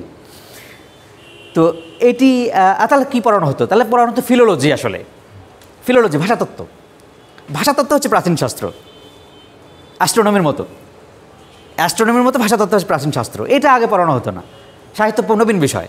কারণ সাহিত্যের ধারণা, যদিও সাহিত্যের ধারণা প্রাচীন, কিন্তু সাহিত্য ধর্মগ্রন্থ আকারে ছিল, সাহিত্য ছিল দর্শন আকারে। যেমন প্লেটো রিপাবলিক লিখছেন, পড়ে দেখেন আপনি, কবিতা লিখছেন, ওখানে উনি কবিতা দিয়ে রাজনীতি লিখছেন। কি অদ্ভুত ব্যাপার! অর্থাৎ লেখার প্যাটার্নটা ছিল কবিতা, মানে এমন একটা যুগ ছিল যে আপনি যাই লেখেন, আপনি ধর্ম লেখেন, আপনি আপনি দর্শন লেখেন, আপনি ইতিহাস লেখেন, আপনার কবিতায় লিখতে হবে। মানে কবিতার ভাষা হ্যাঁ হ্যাঁ না, গদ্য ভাষা ছিল তা তো নয়। মানুষ তো জন্মে কবিতার কথা বলে নাই। মানুষ জন্মে গুনগুন করে গান গাইতে পারে, যেমন বাচ্চারা গান গায় না, বাচ্চারা লাফায় নাচে, ঠিক আছে, এই নৃত্য গান এগুলো কিন্তু তার জীবনের সঙ্গে জড়িত। আপনি খেয়াল করে দেখেন, বাচ্চারা এটা করে। এটা হচ্ছে প্রকৃতির স্বতঃস্ফূর্ত প্রক্রিয়া, এটা হচ্ছে প্রকৃতি, ঠিক আছে, এর বাইরে আপনি যেতে পারবেন না। এই প্রকৃতির ভিত্তিতে বাচ্চারা বেড়ে ওঠে। এখন এর মতো একটা ব্যাপার ছিল। এখন মানুষ ধরেন জন্মগ্রহণ করে যখন তার ভাষাটা শিখছে, সে কি কবিতার কথা বলতো? আপনি বলেন কমিউনিকেশন কবিতা করা সম্ভব ছিল? কমিশন গদ্যে হয়েছে, কিন্তু লিটারেচার লেখা হচ্ছে কাব্যে। আপনি খেয়াল করে দেখেন, তার মানে কাব্যকে মানুষ আলাদা ভাবতো, কাব্যকে মানুষ আলাদা একটা জিনিস বলে ভাবতো, সে কারণে এটা লেখা হয়েছে। আচ্ছা, এগুলো অনেক বিষয়, এগুলো আলোচনা করতে গেলে আবার ওই থই পাবো না, ঠিক আছে।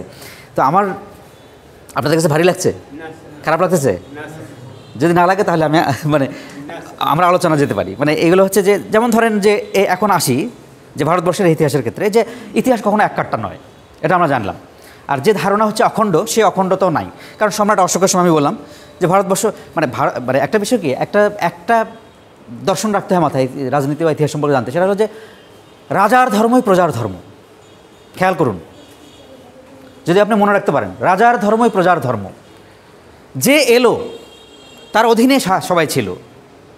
তাহলে এই ভারতবর্ষের মানুষ, ভূভারত আজকে যেখানে ধরেন 100 কোটি বেশি হিন্দু, 50 কোটির মতো মুসলিম, মানে পুরো পাকিস্তান, ভারত, বাংলাদেশ মিলে যদি কল্পনা করি আর কি, নেপাল, এইসব অঞ্চলে, তো এতগুলো মানুষ, এই যে এখানে তো একসময় বৌদ্ধ ধর্ম লোক বেড়ে গিয়েছিল। এখন আফগানিস্তান পর্যন্ত বৌদ্ধ ধর্মের পাওয়া গেছে, নিদর্শন পাওয়া গেছে সম্রাট অশোকের সময়। সম্রাট অশোক তো ধর্মান্তরিত ছিলেন। আবার শশাঙ্ক যখন এসছেন, তিনি তার ধর্ম প্রচার করে, তখন আবার দেখা যাচ্ছে যে ভারতবর্ষে একটা রূপ আছে। আবার আরও একটা জিনিস দেখবেন আপনারা, যে যখন আপনি বাংলার হিস্ট্রি থেকে আলোচনা করছেন, তখন দেখবেন মগধ বলে একটা জায়গা আছে, এটা কিন্তু সেন্টার। মগধ কিন্তু একটা সেন্টার। মজার বিষয় হলো যে আপনি এই মহাভারতে যে জায়গা পাচ্ছেন, সেটা উত্তর ভারত। আপনি রামায়ণে যে জায়গাটা পাচ্ছেন, সেটা কিন্তু অযোধ্যা। এখানে কিন্তু বাংলা নেই। বাংলা কোথায়? হ্যাঁ, বাংলা আছে ওই জায়গাতে। যখন আপনার কর্ণ এখান থেকে যুদ্ধ করতে গেল, কর্ণ ওই কুন্তির পুত্র, কিন্তু এদের সৎ ভাই, এরা বলছে আর কি, এরা হচ্ছে এক জাত, ইনি হচ্ছেন আর এক জাত। তো এই যে কর্ণ, তিনি যখন যুদ্ধ করতে যাচ্ছেন, তখন আপনি খেয়াল করে দেখেন যে কর্ণ এখানকার লোক, মগধের লোক, ঠিক আছে। আরও একটা জিনিস আছে, মজার বিষয় আছে, সেটা হলো যে আমরা মহাভারতে যেটা পাই, যে শ্রীকৃষ্ণ যখন যুদ্ধ করছেন, শ্রীকৃষ্ণ কিন্তু নিজে রাজা ছিলেন না, তিনি উপদেষ্টা মাত্র, কিন্তু ধর্মীয় উপদেষ্টা আর কি। আজকের যুগে যেমন ওই যে একসময়, হ্যাঁ, রাজার উপদেষ্টা একসময় ছিল, যে তুরস্কের সুলতান ছিল, তার অধীনে ভারতবর্ষের লোক তাকে মানত, যে কারণে খেলাফত আন্দোলন হলো। খেয়াল করে দেখেন, একদম ভারতবর্ষের রাজনীতি আমি কিন্তু পড়াচ্ছি, খেয়াল করে দেখেন, খেলাফত আন্দোলন, ঠিক আছে, তুরস্কের মানছে। 1924 সালে যখন কামাল পাশা এলো, তখন কিন্তু তিনি ধর্মনিরপেক্ষ রাষ্ট্র তৈরি করলেন, সেকুলার স্টেট, যার ফলে কিন্তু ওটা থাকলো না, তুরস্কের সুলতানের কাছ থেকে সরে গেল মানুষ। আর ভারতবর্ষের মুসলমানরাও কিন্তু বিমর্ষ হয়ে গেল। আচ্ছা আসতেছি হিস্ট্রিতে, আস্তে আস্তে যাবো আমি সে জায়গায়। এটা আধুনিক হিস্ট্রি, 1900 সালে প্রবেশ করেছি আমরা। তার আগে একটু দেখে নিয়ে আসি যে ধরুন এই যে যুদ্ধবিগ্রহ হচ্ছে, কৃষ্ণ কোনো উপদেষ্টা ছিলেন মাত্র, তিনি রাজাও ছিলেন না। তিনি সেই একটা বংশের, যাদব বংশ, সেই বংশের তিনি একজন প্রদীপ। তিনি যা বলতেন তা সবাই শুনত। এবং তো কেন বললাম এই কথাটা, যে ভারতবর্ষের অখণ্ডতা নিয়ে আমি কথা বলছি, তো এই জন্য আর কি, যে খণ্ড কি অখণ্ড, অখণ্ড কতটা আর কি, মানে কতটা হতে পারে আর কি, এটা কল্পনা সবই। হ্যাঁ, কবিতব মনোভূমি রামের অযোধ্যার চেয়ে সত্য যেন, এটা রবীন্দ্রনাথ ঠাকুর বলছেন, যে কবির মনোভূমি হচ্ছে রামের অযোধ্যা, সত্যটা থাকতে পারে, হতে পারে। এখন কেউ ডিটেক্ট করতে পারবে না রামের জন্মস্থান কোথায় ছিল, ঠিক আছে, ওই বাবরি মসজিদের ওখানে না অন্য জায়গায়, এগুলো ডিটেক্ট করা সম্ভব নয়। ইতিহাস বললাম যে ইতিহাস কখনো এক জায়গায় থাকে না। এই অমুক এলো শাসন করতে এলো, তো একজন থাকলো, তো তমুক এলো, তো ওটা বদলে গেল, তমুক আসলো, তো এটা, এগুলো কোনো কিছু ঠিক ঠিকানা থাকে না পৃথিবীর ইতিহাসে। এজন্য হ্যাঁ, প্রাচীনকালেও তাই ছিল। আপনারা খেয়াল করে দেখবেন যে যিনি মহাভারত নিয়ে বহু বই লিখেছেন, তারপরে যে রামকৃষ্ণ পরমহংসকে নিয়ে বই লিখেছেন, হিন্দু ধর্মের খুব একদম শ্রেষ্ঠতম পণ্ডিত বলে আমি তাকে স্বীকার করি, তিনি নৃসিংহ প্রসাদ ভাদুরী। তার লেকচার আপনারা শুনতে পারেন ইউটিউবে, অসাধারণ লেকচার দেয়, অসাধারণ। নৃসিংহ প্রসাদ ভাদুরী, আপনারা যদি তার কথা শোনেন, কত যে জানেন, বেদ জানেন, রামায়ণ জানেন, পুরাণগুলো জানেন, আর কি থাকে হিন্দু ধর্মে, বেদান্ত, বেদ শাস্ত্র সব ঘাটা লোক।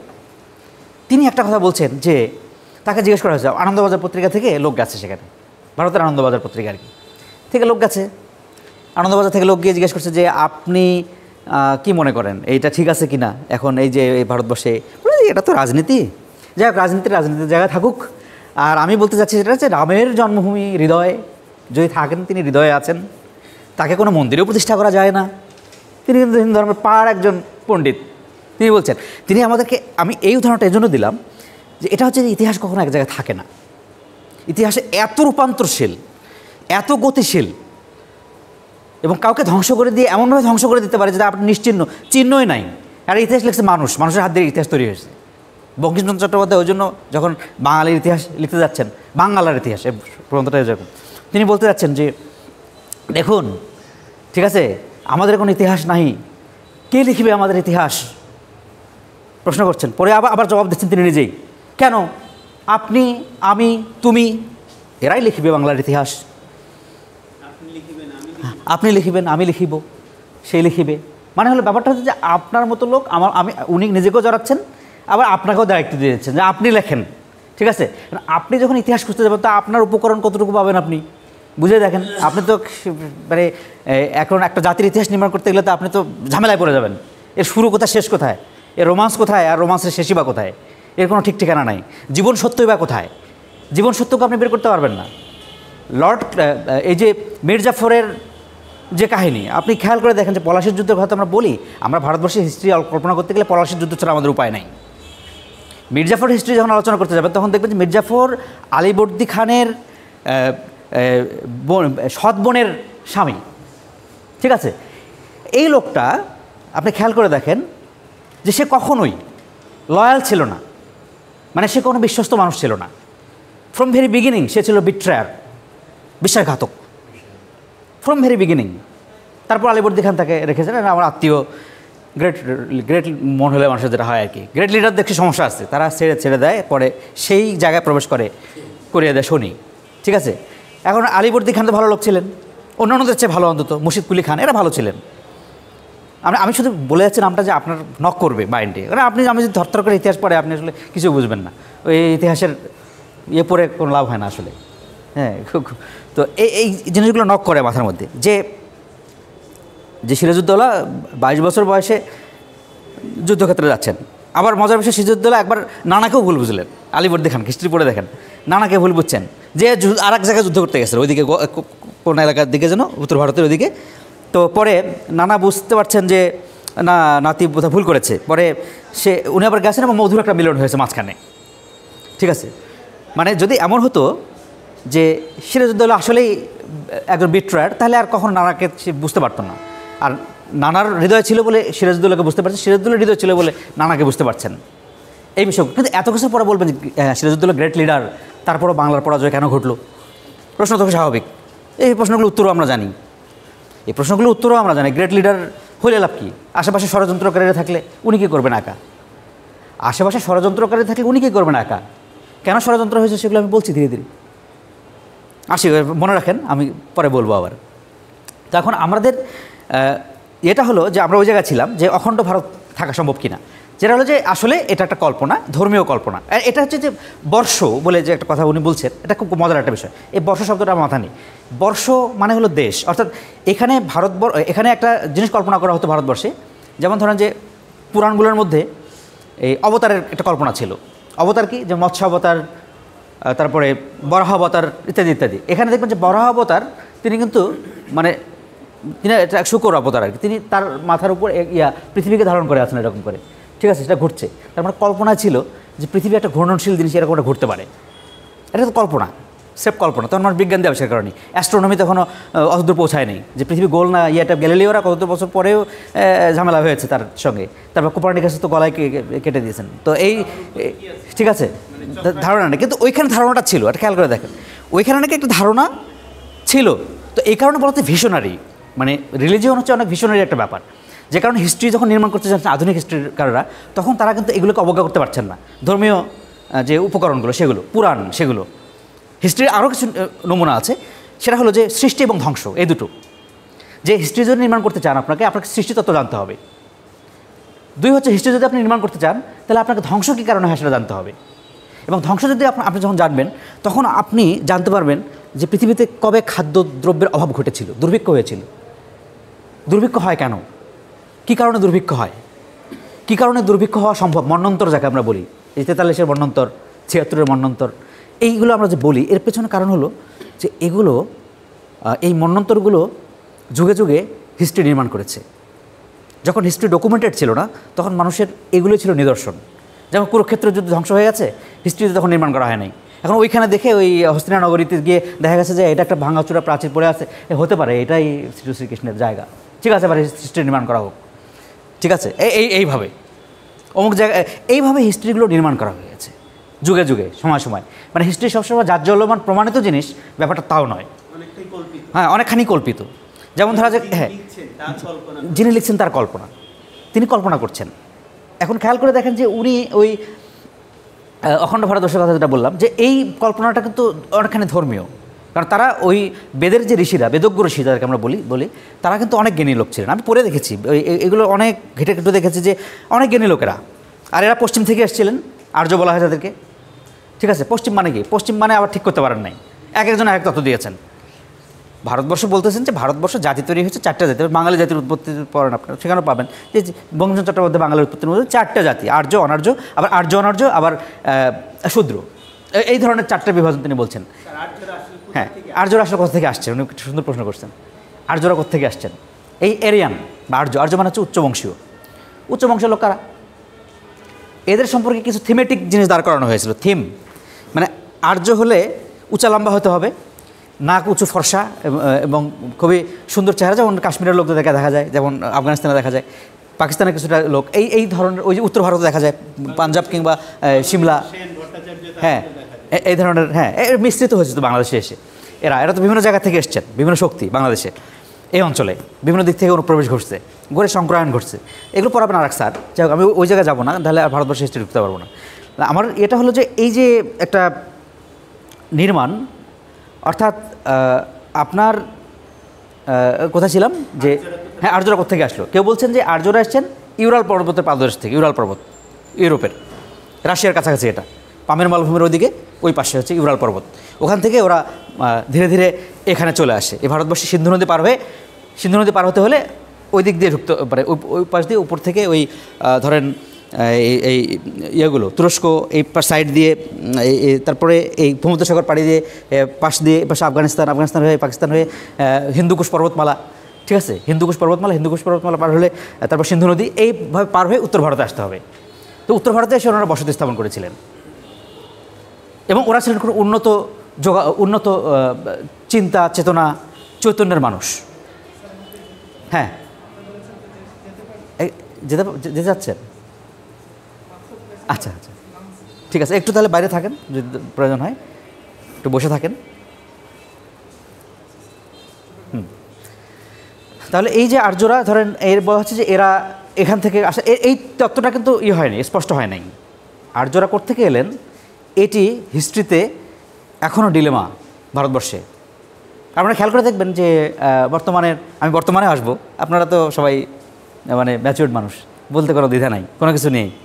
হ্যাঁ, এখন আবার ভারতে মোদী সরকার বলতেছে যে এনাদের একটা গোষ্ঠী আর কি, তারা আবার নতুন করে হিস্ট্রি লিখবে আর কি, ধরেন হিস্ট্রি যা লিখবে যে লিখবে সেই হিস্ট্রির মালিক। তো বলছেন যে আর্যরা এখানেই ছিল, কারণ আর্যরা যদি পশ্চিম থেকে আসে তাহলে দুটো প্রমাণের কাছে যেতে হয়, মুশকিল হচ্ছে অন্য জায়গায়। একটা হচ্ছে আর্যদেরকে ইউরোপিয়ান বলে স্বীকার করতে হয়, কারণ ইউরোপ পর্বত থেকে ইউরোপিয়ান। আর একটা জার্মান থেকে আসছেন, জার্মানরাও ইউরোপিয়ান, জার্মান আর একটু দূরে পশ্চিমে, ঠিক আছে, পশ্চিমে। এটা হলো সরাসরি উত্তর পশ্চিম কিছুটা, ওরা একদম পশ্চিম। আর একটা থিওরি হলো যে এরা ইরান থেকে এদিক দিয়ে এসছে, তখন ইরান ইসলাম অধিকৃত ইরান নয়, আমরা জানি ইরান তো ইসলামের নবীন, ইসলাম পূর্ব ইরান। তো সেখান থেকে এদের পারসিক, প্রাচীন পারসিক, তারা এখান থেকে এসছেন, এদের চেহারার সঙ্গে এটা মিলে যায়। ফলে এরা হতে পারেন আর্য, কারণ তারা আবার প্রমাণ পাচ্ছেন যে জেন্দাবেস্তা এবং যে ইরানের যে প্রাচীন পারসিক যে শাস্ত্র, সেটি তার সঙ্গে তাদের মিথের সঙ্গে, তাদের দেবতাদের সঙ্গে ভারতবর্ষের দেবতাদের অদ্ভুত সব মিল। আবার এই দেবতারা আবার খুব সুন্দরভাবে পরিশীলিত হয়েছে পরবর্তীকালে, পরিশীলন ঘটেছে, এগুলোর সুন্দরভাবে পরিশীলন ঘটেছে, পরিমার্জন ঘটেছে। কীভাবে ইন্দ্রের পূজা কিন্তু কোথাও হয় না ভারতবর্ষে, আপনি খেয়াল করে দেখেন। ইন্দ্রের বোধহয় একটা জায়গায় শুধুমাত্র ইয়েতে ওই সম্ভবত এই কী বলে এটাকে, কৃষ্ণের যেখানে জন্ম, না ওই যে মথুরা বৃন্দাবন, ওই উত্তর ভারতে ওই জায়গাটাতে একটা জায়গা কোনো একটা মন্দির আছে, তার সেখানে পূজা হয়, এছাড়া আর কোথাও হয় না ভারতবর্ষে। বরুণ কোথায় গেল? বরুণ হচ্ছে জলের দেবতা, তিনি কোথায় গেলেন? তিনি নাই। পরবর্তীকালে নতুন নতুন দেবতার উদ্ভব ঘটলো, নতুন দেবতার কিন্তু উদ্ভব ঘটলো, আপনি খেয়াল করে দেখেন। তাহলে এগুলো কী? তাহলে ব্যাপারটা হচ্ছে এই দাঁড়ালো যে এখানে এগুলো আলোচনা করতে পারলে ধর্মতত্ত্ব দিয়ে যেতে হয়, এটা একটা মুশকিল। আমি ওই দিকে যেতে চাই, তাহলে তো আপনার আলোচনা শেষ করতে পারবো না, টপিক শেষ হবে না। আমি এই টপিক্সে থাকতে চাই, থাকতে একটু নিজেকে শাসন করে নিয়ে আসি নাকি ওই জায়গা থেকে। যে কথা হলো যে আমাদের যে ভারতবর্ষের বর্তমান হিস্ট্রিটা আমরা পাঠ করবো এখন, সেটা হচ্ছে আসলে আধুনিক ইতিহাস। এই আধুনিক ইতিহাসের মধ্যে ইস্ট ইন্ডিয়া কোম্পানি কীভাবে এলো, ইস্ট ইন্ডিয়ান কোম্পানির দ্বারা কীভাবে আমাদের ভারতবর্ষ প্রভাবিত হলো, চিরস্থায়ী বন্দোবস্ত কীভাবে তৈরি হলো। কারণ চিরস্থায়ী বন্দোবস্ত একটা বড় একটা জায়গা, কেন বড় জায়গা সেটা আমি বলবো। এই দর্শনগুলো আমি আপনাদেরকে দেবো, আর পড়লে আপনারা বুঝতে পারবেন। ঠিক আছে, যে বইই পড়েন কোনো অসুবিধা নেই, ইনফরমেশনগুলো আপনি মাথায় নিতে পারবেন, কোনো সমস্যা হবে না। তো এই ইস্ট ইন্ডিয়া কোম্পানি, চিরস্থায়ী বন্দোবস্ত, তারপর আপনি আসবেন বাংলার সংস্কার আন্দোলন, এইখানকার যে সংস্কার আন্দোলনের মধ্যে শিক্ষা সংস্কার আছে, ধর্ম সংস্কার আছে, তারপরে রাজনীতি, নতুন রাজনীতি তৈরি, যে নতুন রাজনীতি তৈরি হলো, সেই রাজনীতির মধ্যে আপনি পাবেন কংগ্রেস, মুসলিম লীগ, তারপরে কৃষক প্রজা পার্টি, এদের ইতিহাসের হাত ধরে তারপর পাবেন হিন্দু মহাসভা তৈরি। এদের ইতিহাসের হাত ধরে আপনি পাবেন বাংলাকে পেলে আপনি পাবেন 1905 সালের বঙ্গভঙ্গকে, আর বঙ্গভঙ্গ পেয়ে গেলে আপনি পাবেন 1911 সালের বঙ্গভঙ্গ রদকে। আর যখন আপনি রদ পেয়ে যাবেন, তখনই আপনি ধরে নেবেন যে এর পরেই ঘটছে প্রথম বিশ্বযুদ্ধ, 1914 সাল শুরু হচ্ছে, 1918 সাল বা 19 সাল পর্যন্ত চলবে এটা যুদ্ধটা। ঠিক আছে, এর মধ্যেই ভারতবর্ষের চিন্তাও পাল্টে যাবে, কারণ ভারতবর্ষ হচ্ছে ইংল্যান্ডের উপনিবেশ। ব্রিটিশ উপনিবেশ যদি হয়, তো ওখানে যা ঘটছে তার উপর এখানকার প্রভাব পড়াটা খুবই স্বাভাবিক। নিয়ন্ত্রণ চাবিকাঠি ওখানে আছে, লাটাইটা তাদের হাতে, ঘুড়িটা উড়াচ্ছে, বা ঘুড়িটা দেখা যাবে এখান থেকে। তো ঘুড়ি আমরা দেখলাম, দেখে তারপর আমরা আবার দেখব যে আমরা একটা গ্রেট লিডারকে পাইলাম, যিনি গান্ধীজি, মহাত্মা গান্ধী। তার সঙ্গে আবার তার জুড়ে গেল আরও কিছু মানুষ, নেহেরুর মতো লোক, মৌলানা আবুল কালাম আজাদের মতো লোক। তারপর আবার দেখবেন যে সেখান থেকে গান্ধীজি একটা সত্যাগ্রহ আন্দোলনে যোগ দিচ্ছেন, মানে ভারতবর্ষের পক্ষে আর ইংরেজদেরকে টলারেট করা সম্ভব হচ্ছে না। আমি আসছি সে জায়গাগুলোতে, আমি ওইখানে সেরে নিই, তারপর আবার ঢুকছে এই জায়গাতে, আধুনিক হিস্ট্রিতে আবার ঢুকে যাচ্ছি। সেটা হলো এই যে বললাম যে ভারতবর্ষ কখনো অখণ্ড ছিল না, এটা তো আমরা মোটামুটি একটা বুঝলাম যে আসলে যে রাজার ধর্মে প্রজার ধর্ম। কৃষ্ণের কথা বলছিলাম, ওটা বলে এখানে আসি, তাহলে সুবিধা হবে।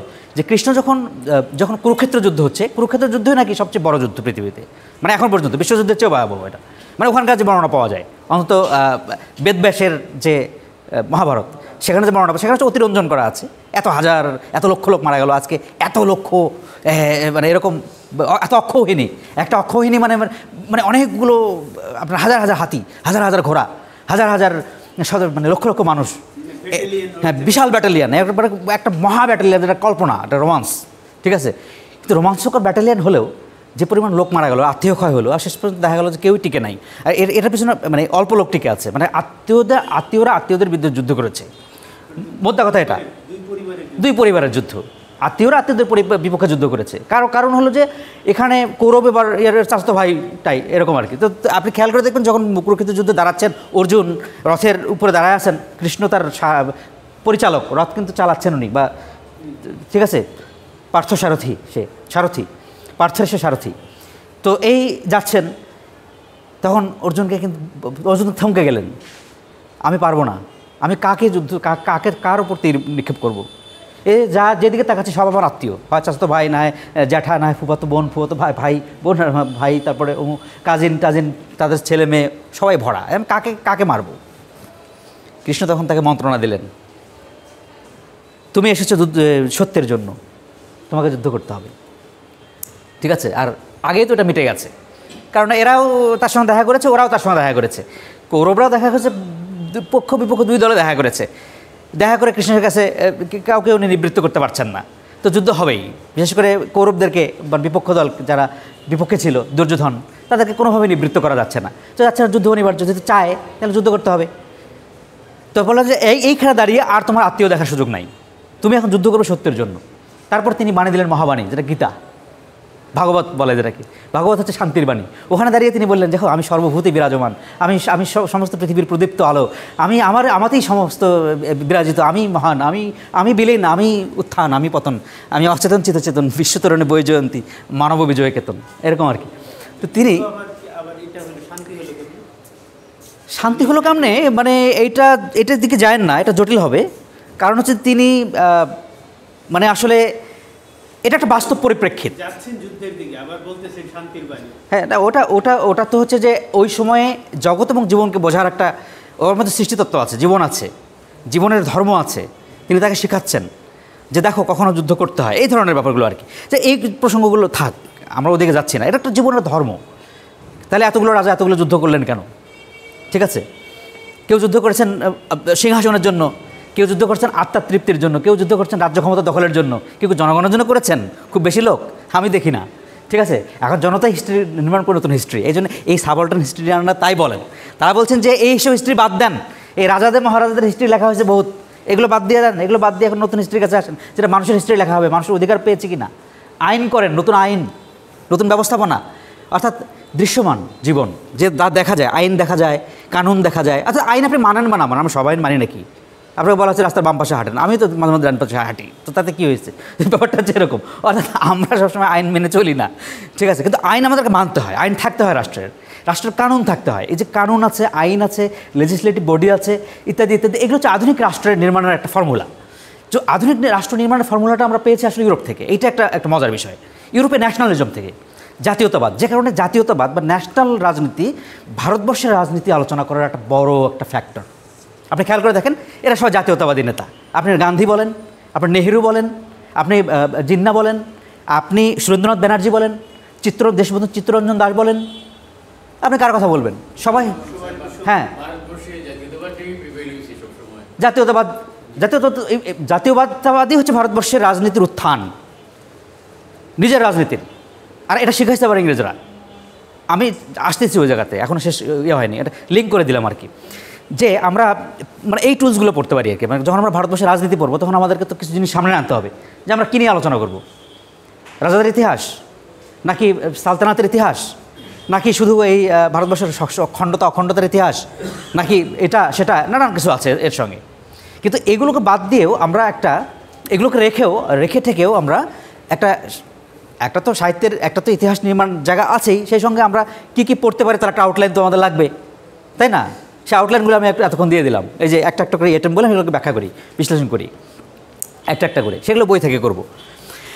এখন ধরুন যে এই যে কৃষ্ণ কথা বললেন যে কনসলিডেশন মানে কি? কৃষ্ণের সময় নাকি ভারতবর্ষের টোটাল মানুষ, আসাম থেকে শুরু করে আসামের রাজারা ওখানে গেছে, মগধ যেটা ছিল ভারতবর্ষের সেন্টার অফ বেঙ্গল, সেটা কথা, যেখানে আমার বলা হয় মাগধী প্রাকৃত থেকে বাংলা ভাষার জন্ম বলে না, এটা হচ্ছে মগধের ভাষা ছিল আসলে।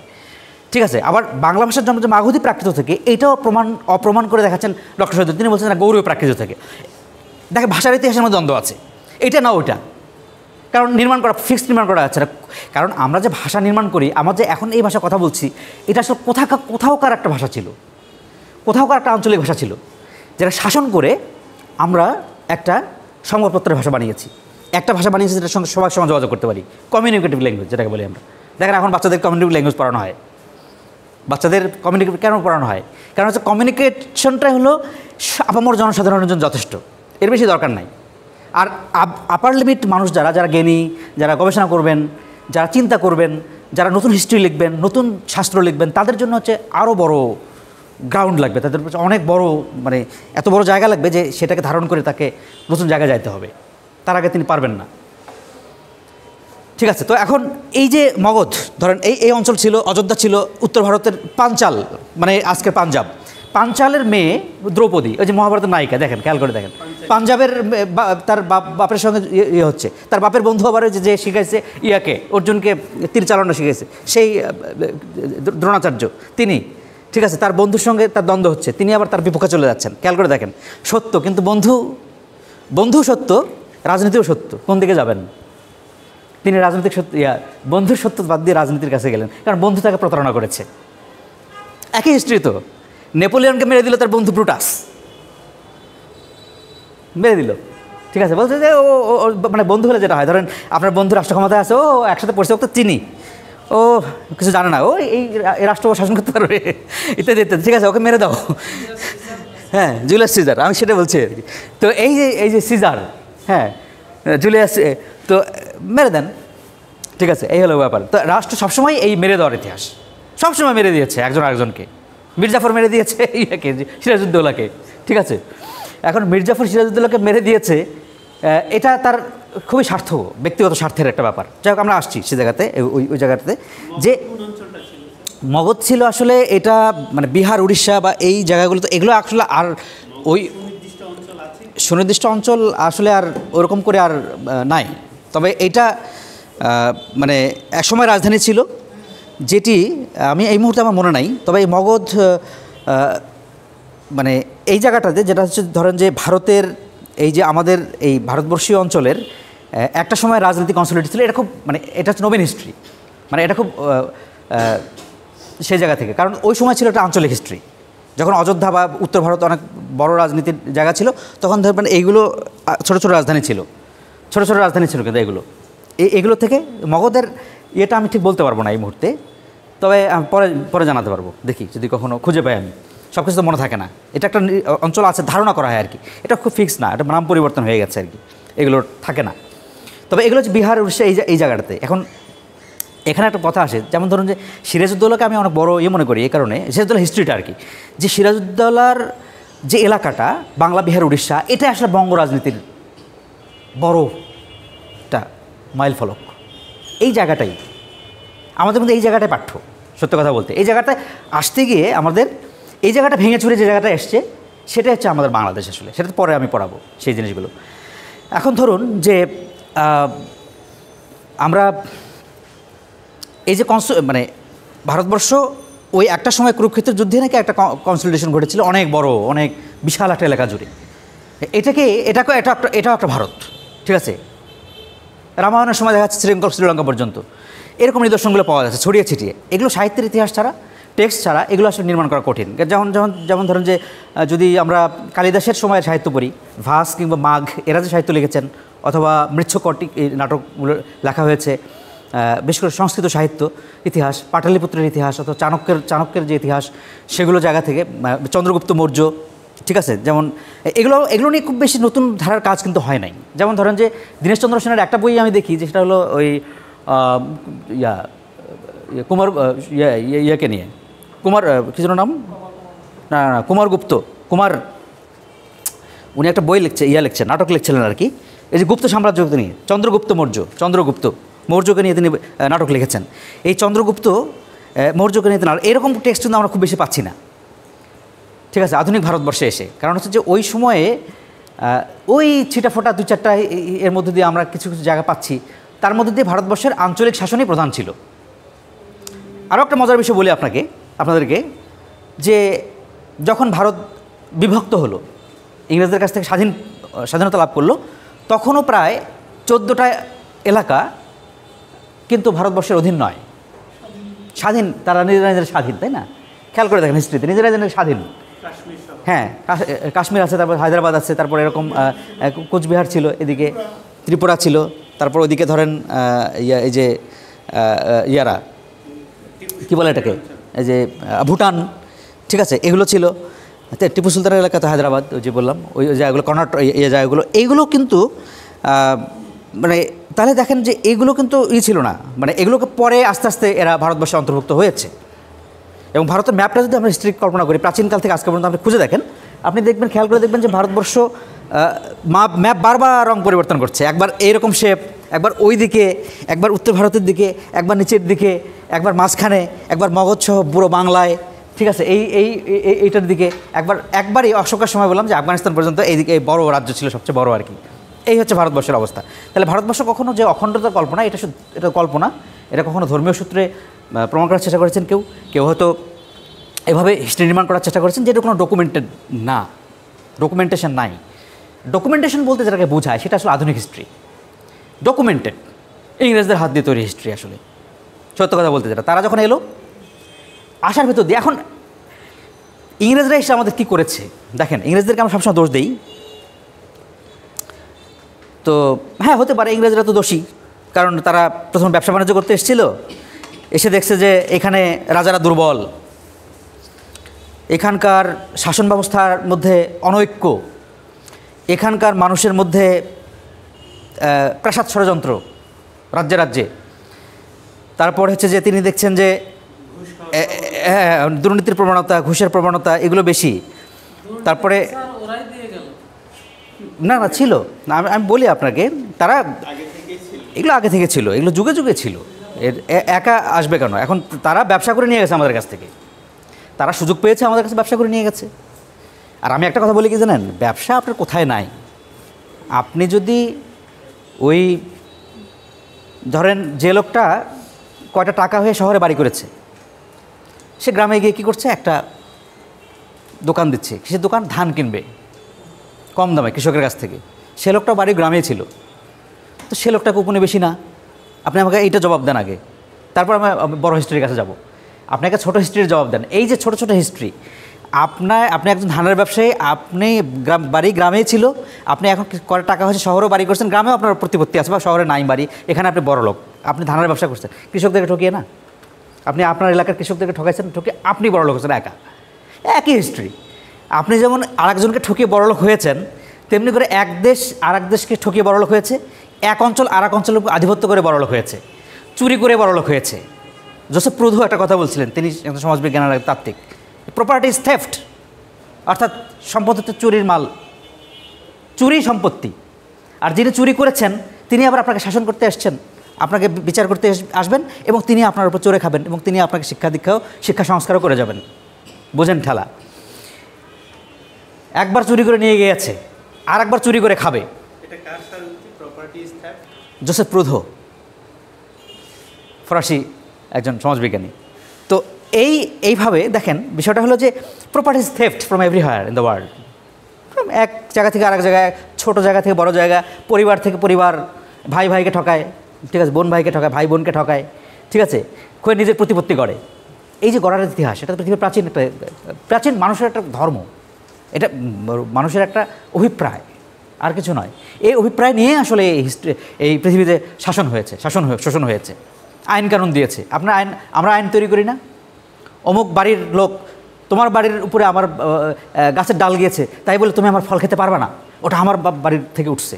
আর তুমি আমার গাছও কাটতে পারবে না, কারণ আমি ক্ষমতাবান, তুমি আমার গাছ কাটতে পারবে না, গাছের ডালও কাটতে পারবে না, তোমার ওখানে গেছে, ঠিক আছে। তখন আমি থিওরি দেবো আবার, এই সমস্ত পৃথিবীর আলো বাতাসের মধ্যে কিন্তু আমারও ভাগ আছে, আমার গাছের যদি ডাল যদি তোমার বাড়িতেও যায়, এইটা আকাশের মধ্যে আছে, এটা তোমার মাটির মধ্যে নাই। বুঝেন? আইন, এর নাম।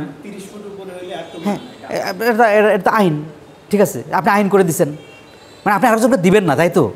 এটা বলেন ঠিক মতো, এটা বললে হয় যে আমি তোমাকে দিব না ভাই, আমি তোমারটা কেড়ে খাবো, ঠিক আছে। এই পৃথিবীতে কাড়াকাড়ির ইতিহাস, পৃথিবীর ইতিহাসে কাড়াকাড়ির ইতিহাস। এখন এই কাড়াকাড়ি করতে গিয়ে আসলে যেটা হয়েছে যে আপনি কাড়াকাড়ি করে এখন বড়লোক হয়েছেন, এখন আপনি কী করবেন? আমাকে লোকজন খারাপ বলে, ঠিক আছে, আমি 1 বিঘা জমি দান করে দিলাম, ঠিক আছে, এখানে একটা স্কুল বা মাদ্রাসা কিছুটা করে দিলাম। এবার মানুষ আপনাকে আবার বললো যে না, লোকটা খুব শিক্ষিত, জ্ঞানী এবং ব্রতশীল, যা শিক্ষা থাক বা না থাক, তিনি খুব সমাজসেবী, ইত্যাদি ইত্যাদি। আপনি এবার তাকে নিয়ে সভা হবে, সেমিনার হবে, এবার তাকে ধরেন স্থানীয় একটা রাজনৈতিক সভামঞ্চে তিনি এসে তাকে আবার সভামঞ্চে তুলবেন যে না, তিনি আমাদের দাতা, কর্ণ, অমুক তমুক, ইত্যাদি বলবেন আপনারাই। এই পৃথিবীর ইতিহাস হচ্ছে এমন ইতিহাস, এমন করে করে আমরা হিস্ট্রি নির্মাণ করি, ঠিক আছে। এখন বলবেন যে সমস্তটাই কি খারাপ? এটা তা তো নয়।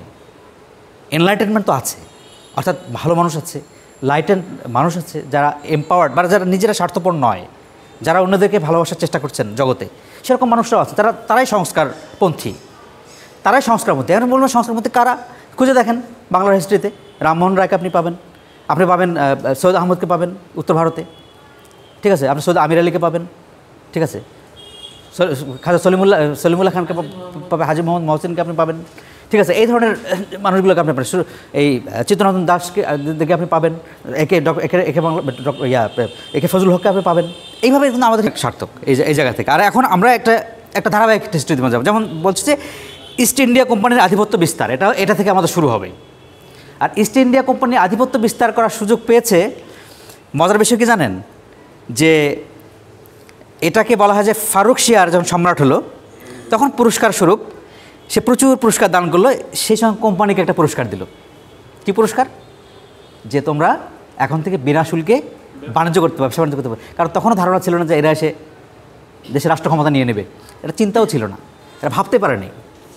কারণ নিজেদের মধ্যে গণ্ডগোল ছিল। মোগল হিস্ট্রির কল্পনা করলে দেখা যায় যে নিজেদের মধ্যে এত অন্তর্কন্দল এবং এত কিছু, যে এই অন্তর্কন্দলের সুযোগে আসলে এটা ঢুকে পড়েছে, এবং প্রাসাদ ষড়যন্ত্রের যুগ আমরা যেটা বলি। আর আমরা এটাও দেখি যে এই সময়ে এসেই, শেষকালে এসে, এই মোগল সম্রাটের ক্ষয়িষ্ণু দশার মধ্যে এসে সপ্তদশ শতকের শেষ নাগাদ ইউরোপের প্রায় প্রতিটি বাণিজ্যিক জাতি বাংলাদেশের সঙ্গে বাণিজ্য সম্পর্ক স্থাপন করলো, এবং পলাশী যুদ্ধের মধ্যে দিয়ে আমি বলবো তার সম্পূর্ণ পরিণতি। এবং মাঝখানে আমরা আরও দেখলাম কি, যে শাসন ব্যবস্থা পরিবর্তন কীরকম, দুই ভাগে ভাগ হলো। খুব সংক্ষেপে বলবো, খুবই সংক্ষেপ ধরে নেন শুধু মনোযোগ দিয়ে, যে দুই ভাগে ভাগ হলো কীভাবে, যে একটা হলো মানে বিচার ক্ষমতা, আইন করার ক্ষমতা, এটার ক্ষমতা সেটার ক্ষমতা, এগুলো থাকলো রাষ্ট্রের কাছে। আর রাজস্ব নেবার ক্ষমতা, খেয়াল করে দেখেন, প্রথমে ছিল বাণিজ্য, তারপরে এসলো রাজস্ব নেবার কে? ইংরেজরা। এই প্রশ্নের উত্তর আমাকে দেন। রাজস্ব নেবে রাষ্ট্র, কারণ এইখানে তাকে ব্রোকার শ্রেণী হিসেবে রাখা হলো, মানে ইংরেজরা একটা দালাল শ্রেণী, মানে রাজস্ব তুলতে পারছিল না। এটাও বুঝতে হবে আমাদেরকে, যে রাজস্ব তুলতে ব্যর্থ হচ্ছিল, কারণ প্রশাসন দুর্বল, ঠিক আছে, স্থানীয় জমিদাররা শক্তিশালী হয়ে গেছে। এবং একটা সময় গিয়ে দেখা গেল কি জানেন, পলাশী যুদ্ধের প্রায় শেষ দিকে গিয়ে মানে নবাবদের যখন ক্ষয়িষ্ণু দশা, তখন আমরা দেখলাম যে এদের হাতে আর কোনো ক্ষমতা নেই, এরা ওদের উপর সম্পূর্ণ ডিপেন্ডেন্ট, এবং ওর পুতুল নবাব হিসেবে আছে সবাই। পুতুল, ওদের খেলায় ওদের পুতুল নবাব হিসেবে মির্জাফররা যেমন, মানে সিরাজউদ্দৌলার মধ্যে সব ভ্যানিশ হয়ে যায়।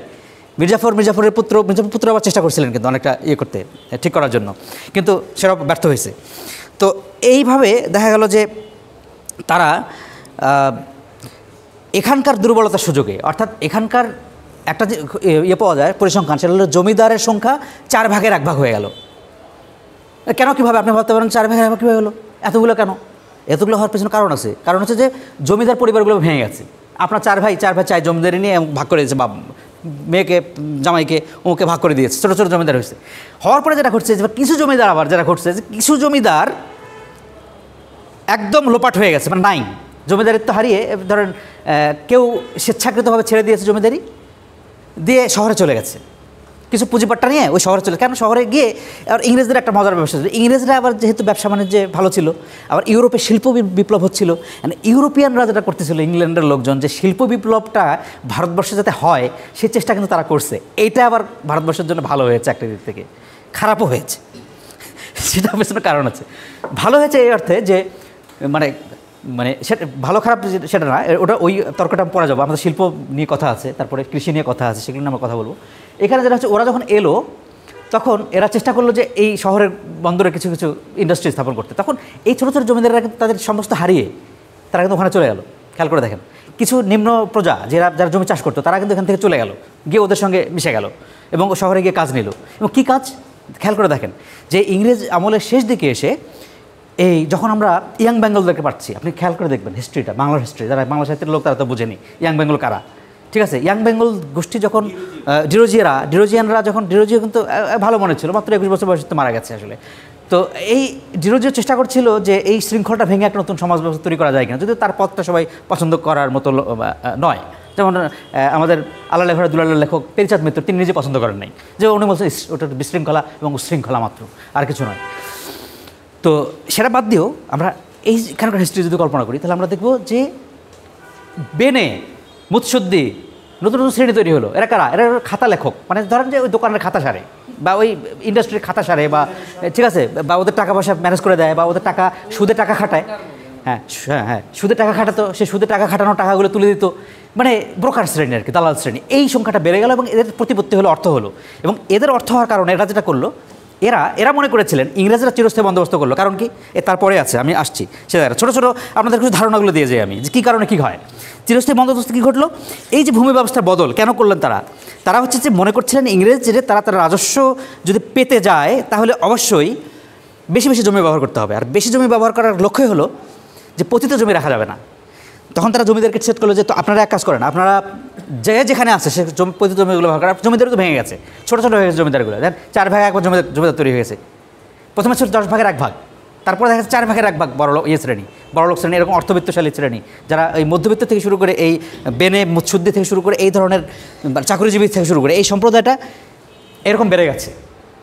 মাঝখানে বাকি লোক শাসিত ইত্যাদি, তাদের কাছ থেকে জোর করে, তাদের জমি নাই, তাদেরকে উৎখাত করা হচ্ছে, ইয়ে থেকে মেরে ধরে বিদায় করা হচ্ছে, তাদের কোনো তো মূল্যই নাই। এমনকি ছোটো জমিদাররাও পর্যন্ত বিপন্ন, তারা ধীরে ধীরে তাদের সমস্ত প্রতিপত্তি হারিয়ে যাচ্ছে। তারপরে অন্তর্কন্দর ছিল, পারিবারিক অন্তর্কন্দর ছিল, এটা সেটা ছিল, সেগুলো তো অঘোষিত ইতিহাস, সেগুলো তার ইতিহাসে পাতা লেখা থাকে না, সবার ঘটনা লেখা থাকে না। এখন এইভাবে দেখা গেল যে এই চিরস্থায়ী বন্দোবস্তে এসে এরা যে লর্ড কর্নওয়ালিস খুব বুদ্ধিমান, সে বললো যে ভূমি রাজস্ব পেতে গেলে এদেরকে এই জমিদারকে দায়িত্ব দিতে হবে, এবং তাদেরকে এমনভাবে দায়িত্ব দিল যে যেন তাদের ভালো মন্দ দেখার দরকার তাদের নাই, তারা অর্থ এনে দেবে। সোজা হিসাব, অর্থ কীভাবে আনবেন সেটা আপনাদের ব্যাপার। এখন যেটা হলো যে ভারতবর্ষের আইন, ইংরেজরা এসছে বাইরের লোক, তাদের টাকা দরকার, তাদের তো দরকার নেই যে আপনার আছে কি নাই তার বিবেচনা, মানে এই জমিটা উর্বর কি না, এটা হচ্ছে প্রবলেম। অর্থাৎ তারা জমির উর্বরতা অনুর্বরতা কোনো কিছু না ভেবে তারা গড়ে, ধরেন এখানে জলাভূমি, এখানে চাষই হয় না, যে তোমাকে ফসল বাবদ এত টাকা দিতে হবে, কীভাবে দিবে? দেওয়া তো সম্ভব না, এখানে যে চাষই হয় না কীভাবে দেবে? অথচ মানে কোনো বাস বিচার নেই, সব জমি একই রকম। অর্থাৎ এখনও যেমন রাষ্ট্রে একটা আছে যে বাণিজ্যিক হলে এত টাকা দিবেন, বিদ্যুতেও আছে যে বিদ্যুৎ বাণিজ্যিক ব্যবহার করলে এত টাকা দেবেন, বাড়িতে ব্যবহার করলে এত টাকা দেবেন, গ্রামে এত, শহরে এত, তাই না? সব জায়গাতে একটা কম বেশি আছে, তো কিছু ছিল না। এটা হচ্ছে গড় পর্তা, মানে আমাদের টাকা চাই, সোজা কথা। এই টাকা চাই শ্রেণীটা চিরস্থায়ী বন্দোবস্তকে আসলে করলো, এবং এখান থেকে জমিদার শ্রেণী হ্যাঁ সেগুলো তো ছিলই এগুলোর ভেতরে। তো এগুলোর ভেতর দিয়ে কী করলো তারা, আসলে এখানকার লোক ক্ষিপ্ত হয়ে গেল চরমভাবে, এবং ক্ষিপ্ত হয়ে আমরা খেয়াল করলাম যে এখানে ছোটো ছোটো বিদ্রোহ হচ্ছে। আপনি খেয়াল করে দেবেন যে ব্রিটিশ বিরোধী সশস্ত্র আন্দোলন হচ্ছে 1905 সালের পরে এক ধরনের, তারও আগে একরকম। কেন দুটো বললাম? 1905 সালের পরে হচ্ছে বঙ্গভঙ্গের পরবর্তী নিজের স্বাধীনতার জন্য, খেয়াল করেন, নিজেদের ভারতবর্ষের স্বাধীনতার জন্য হিন্দু মুসলিম উভয়ে তাদের মধ্যে মতের বিভাজন ঘটেছে, সেটা আলাদা ব্যাপার, সেটাতে পরে আসবো আমরা। তার আগ পর্যন্ত খেয়াল করে দেখেন যে এই ফকির বিদ্রোহ, তারপরে পাগল বিদ্রোহ, তারপর ময়মনসিংহের বিদ্রোহ, সিলেটের বিদ্রোহ, তারপর আপনার সাঁওতাল বিদ্রোহ, তারপর আপনার এই যে এই দিনাজপুর, এই সব অঞ্চলগুলো, জলপাইগুড়ি, এই টোটাল অঞ্চলে কিন্তু কোথাও আনরেস্ট, এগুলো কিন্তু প্রচণ্ড আনরেস্ট এই জায়গাগুলোতে। এবং কেন? এগুলো মূলত অসন্তোষ, ছোটো জমিদারদের অসন্তোষ, জমিদারদের, এবং এটার কারণ হচ্ছে একটা বিরাট পর্বান্তর সমাজের। কারণ কি, একটা সমাজ চেনে নাই জমি ছাড়া ইন্ডাস্ট্রি থেকে উৎপন্ন হয় ফসল, উৎপন্ন হয়, টাকা উৎপন্ন হতে পারে, এটা তারা জানে না। আবার শিক্ষা লাভ করলে নতুন মধ্যবিত্ত শ্রেণী তৈরি হয়, শিক্ষিত শ্রেণী তৈরি হয়, এটা জানা নাই, এটা তাদের জানা নাই। আসলে এটা জানছে কারা? তারা একটু শিক্ষিত হয়েছেন, যারা একটু শহরে থাকছেন, তারা। যোগাযোগ ব্যবস্থা এরকম ছিল না, যোগাযোগ ব্যবস্থা খুবই বিচ্ছিন্ন ছিল, মানে এত বিচ্ছিন্ন ছিল যে এটা তো এই ভারতবর্ষকে মোগল শাসনে আসতে চায়নি, বুঝলি? এখানে মানে একবারে একটা জলা জঙ্গলময়, এই জায়গায় আসতে চায় নাই। হ্যাঁ, বোধহয় ইয়ার সময়ে এই যে আপনার সম্রাট শাহজাহানের পরে তার ছেলেদের হাত ধরে একটু ভারতের এই জায়গাগুলোতে লোকজন আসছে, মানে সম্রাট জাহাঙ্গীরের হাত ধরে আর কি। তখন একটা সুবা বাংলার একটা কিছু সুবিধা নিয়োগ করতে, তার আগ পর্যন্ত এরকম দেখা যায় না। অর্থাৎ এটাকে হয়েছিল, আলাদা হয়েছিল। তো যাই হোক, এই যে বিদ্রোহগুলো হলো, দেখেন, খেয়াল করে দেখেন, এই তিতুমিরের বিদ্রোহ এখানে, সেটাও আছে। এগুলো সবই খণ্ড খণ্ড বিদ্রোহ। এখন ব্যাপার হচ্ছে যে এই বিদ্রোহগুলো একটা রাষ্ট্র তৈরি করার জন্য যথেষ্ট ছিল না। কেন? কারণ এগুলোর লক্ষ্য কিন্তু রাষ্ট্র নয়। এই জায়গায় প্রশ্নটা, এই জায়গায় হচ্ছে ইউরোপ আমাদেরকে আধুনিকতা দিয়েছে, তারা রাষ্ট্র চিনতে শিখেছে। রাষ্ট্র চেনার ভিত্তি হলো জাতীয়তাবাদ, আইন কানুন, নিজের কনসলিডেশন, নিজের শাসন, নিজের ভোট, তারপরে ব্যালট ইত্যাদি যে কথাগুলো আমরা বলি, সেগুলো হচ্ছে আধুনিক রাষ্ট্র। এর বাইরে আসলে তখন ওরকম ছিল না, যে পুরো সোসাইটি বাংলা ছিল পঞ্চায়েত ভিত্তিক। পঞ্চায়েত মানে কি? মানে ওই গ্রামীণ শাসন, এবং জমিদারদের হাত দিয়ে এগুলো নিবৃত্ত হতো। এবং তখনকার যে শিক্ষা টিক্ষা ব্যবস্থা যেগুলো হয়েছিল, সেগুলো জমিদারদের হাত দিয়ে হয়েছিল। এখানে বলা হয় একটা কথা, জমিদারদেরও প্রশংসা করা হয় একদিক থেকে, যে তারা এটা করে, যে বললাম যে আপনার সমস্ত কিছু আমি নিচ্ছি, আপনার কিছু দিব না, কিছু দিতে হবে। তো এই দেওয়ার জায়গা থেকে তারা আসলে করেছিল। কিন্তু সর্বান্তকরণে প্রজা শোষণই ছিল বড় ব্যাপার, কারণ ইংরেজরা তাদের দিয়ে কোনোদিন ভ্রুক্ষেপ করেনি। এই ভ্রুক্ষেপ না করার কারণেই আসলে সমাজ সংস্কার আন্দোলনগুলো আমাদের এখানে মাথাচাড়া দিয়েছিল। সমাজ সংস্কার আন্দোলন, দেখেন, রাজা রামমোহন রায় তিনি কিন্তু ধর্মীয় সংস্কার আন্দোলন শুরু করছেন কত সালে? 1815 সালে আত্মীয় সভা তৈরি করছেন। সেটা কিন্তু ইয়ার আগেও, আপনি খেয়াল করে দেখেন যে 1885 সালে তো কংগ্রেসের জন্ম না, 1906 সালে হলো মুসলিম লীগের জন্ম, কত পরে গিয়ে, তারও আগে কতদিন আগে, তারপর হচ্ছে যে আমাদের স্বাধীনতা হয়েছে 1947 সালে, তার 90 বছর আগে আমি বলি ফরাসি সিপাহী বিদ্রোহ, 90 বছর আগে। তার আপনার 110 বছর আগে হচ্ছে পলাশির যুদ্ধ। এটা মজার বিষয়, মানে 100 বছর পর বিরাট ঘটনা টার্ন বলে, যে হিস্ট্রি বলে যে হিস্ট্রি রিপিটস ইটসেলফ, মানে হচ্ছে যে হিস্ট্রি 100 বছর পর রিপিট করছে। হ্যাঁ, এটা একটা ধারণা আর কি, এটা নাও হতে পারে, 100 বছর 200 বছর হতে পারে, সেটা 500 বছর হতে পারে, এটা ধারণা আর কি। মানে এইগুলো থেকে যে এই 3 পর্বের ইতিহাস কল্পনা করলে আপনি দেখবেন যে কীভাবে 100 বছর পর একটা দেশই তৈরি ভেঙে গেল ভারতবর্ষ।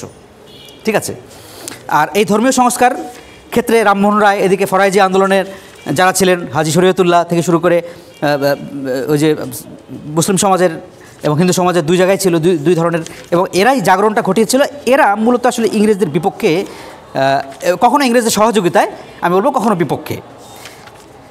এইটুকু মনে রাখেন শুধু, কখনো ইংরেজদের সহযোগিতায়, কখনো বিপক্ষে। কারণ সহযোগিতা এই অর্থে যে কিছু জায়গায় সহযোগিতা ছিল, যেমন সতীদাহ প্রথা নিরোধ রামমোহন রায় করেছিলেন, তাদের ইংরেজদের সহায়তায় 1829 সালে আইন করছেন, আইন করে সতীদাহ প্রথা বন্ধ করলেন 1829 সালে। আর এটার কথাবার্তা শুরু হয়েছিল আরও 10 বছর আগে, 1819 সালে তিনি প্রথম বলছেন এ কথাগুলো। 10 বছর লাগছে এটাকে আইনে নিয়ে আসতে। তারপর তাকে ইংল্যান্ডে নিয়ে গেলে রাজা উপাধি দেওয়া হলো। রামমোহন রায় কবরও কিন্তু ওখানে ইংল্যান্ডে। মজার বিষয় খেয়াল করে দেখেন যে রামমোহন রায়ের কিন্তু বিরোধী লোক আছে, কারণ হচ্ছে যে রামমোহন রায়রা ইংরেজদের পক্ষে তোষণ করেছেন। রবীন্দ্রনাথ সম্পর্কে কথা বলা আছে, মানে কার সম্পর্কে নাই, এই হচ্ছে ব্যাপার। আপনি যদি দেখেন যে মুসলিমদের হিস্ট্রি, যে মুসলিম লীগ তৈরির প্রতিষ্ঠান, যে সৈয়দ আহমদ থেকে এখানকার লোকই না, এরা উত্তর ভারতের লোক, এখানে এসে আমাদেরকে করলো। তারপরে এখানে সৈয়দ আমির আলী, উনি এর লোক, ওখানকার লোক, পশ্চিমবঙ্গের লোক। সৈয়দ আমির আলী আবার মোহাম্মদিয়া জামাতের মুসলিমের লোক, মানে বিভাজন তো ছিল সোসাইটির মধ্যে। খেয়াল করে দেখেন বিষয়গুলো। তো এখন আপনি কোনটা নেবেন, মুশকিল।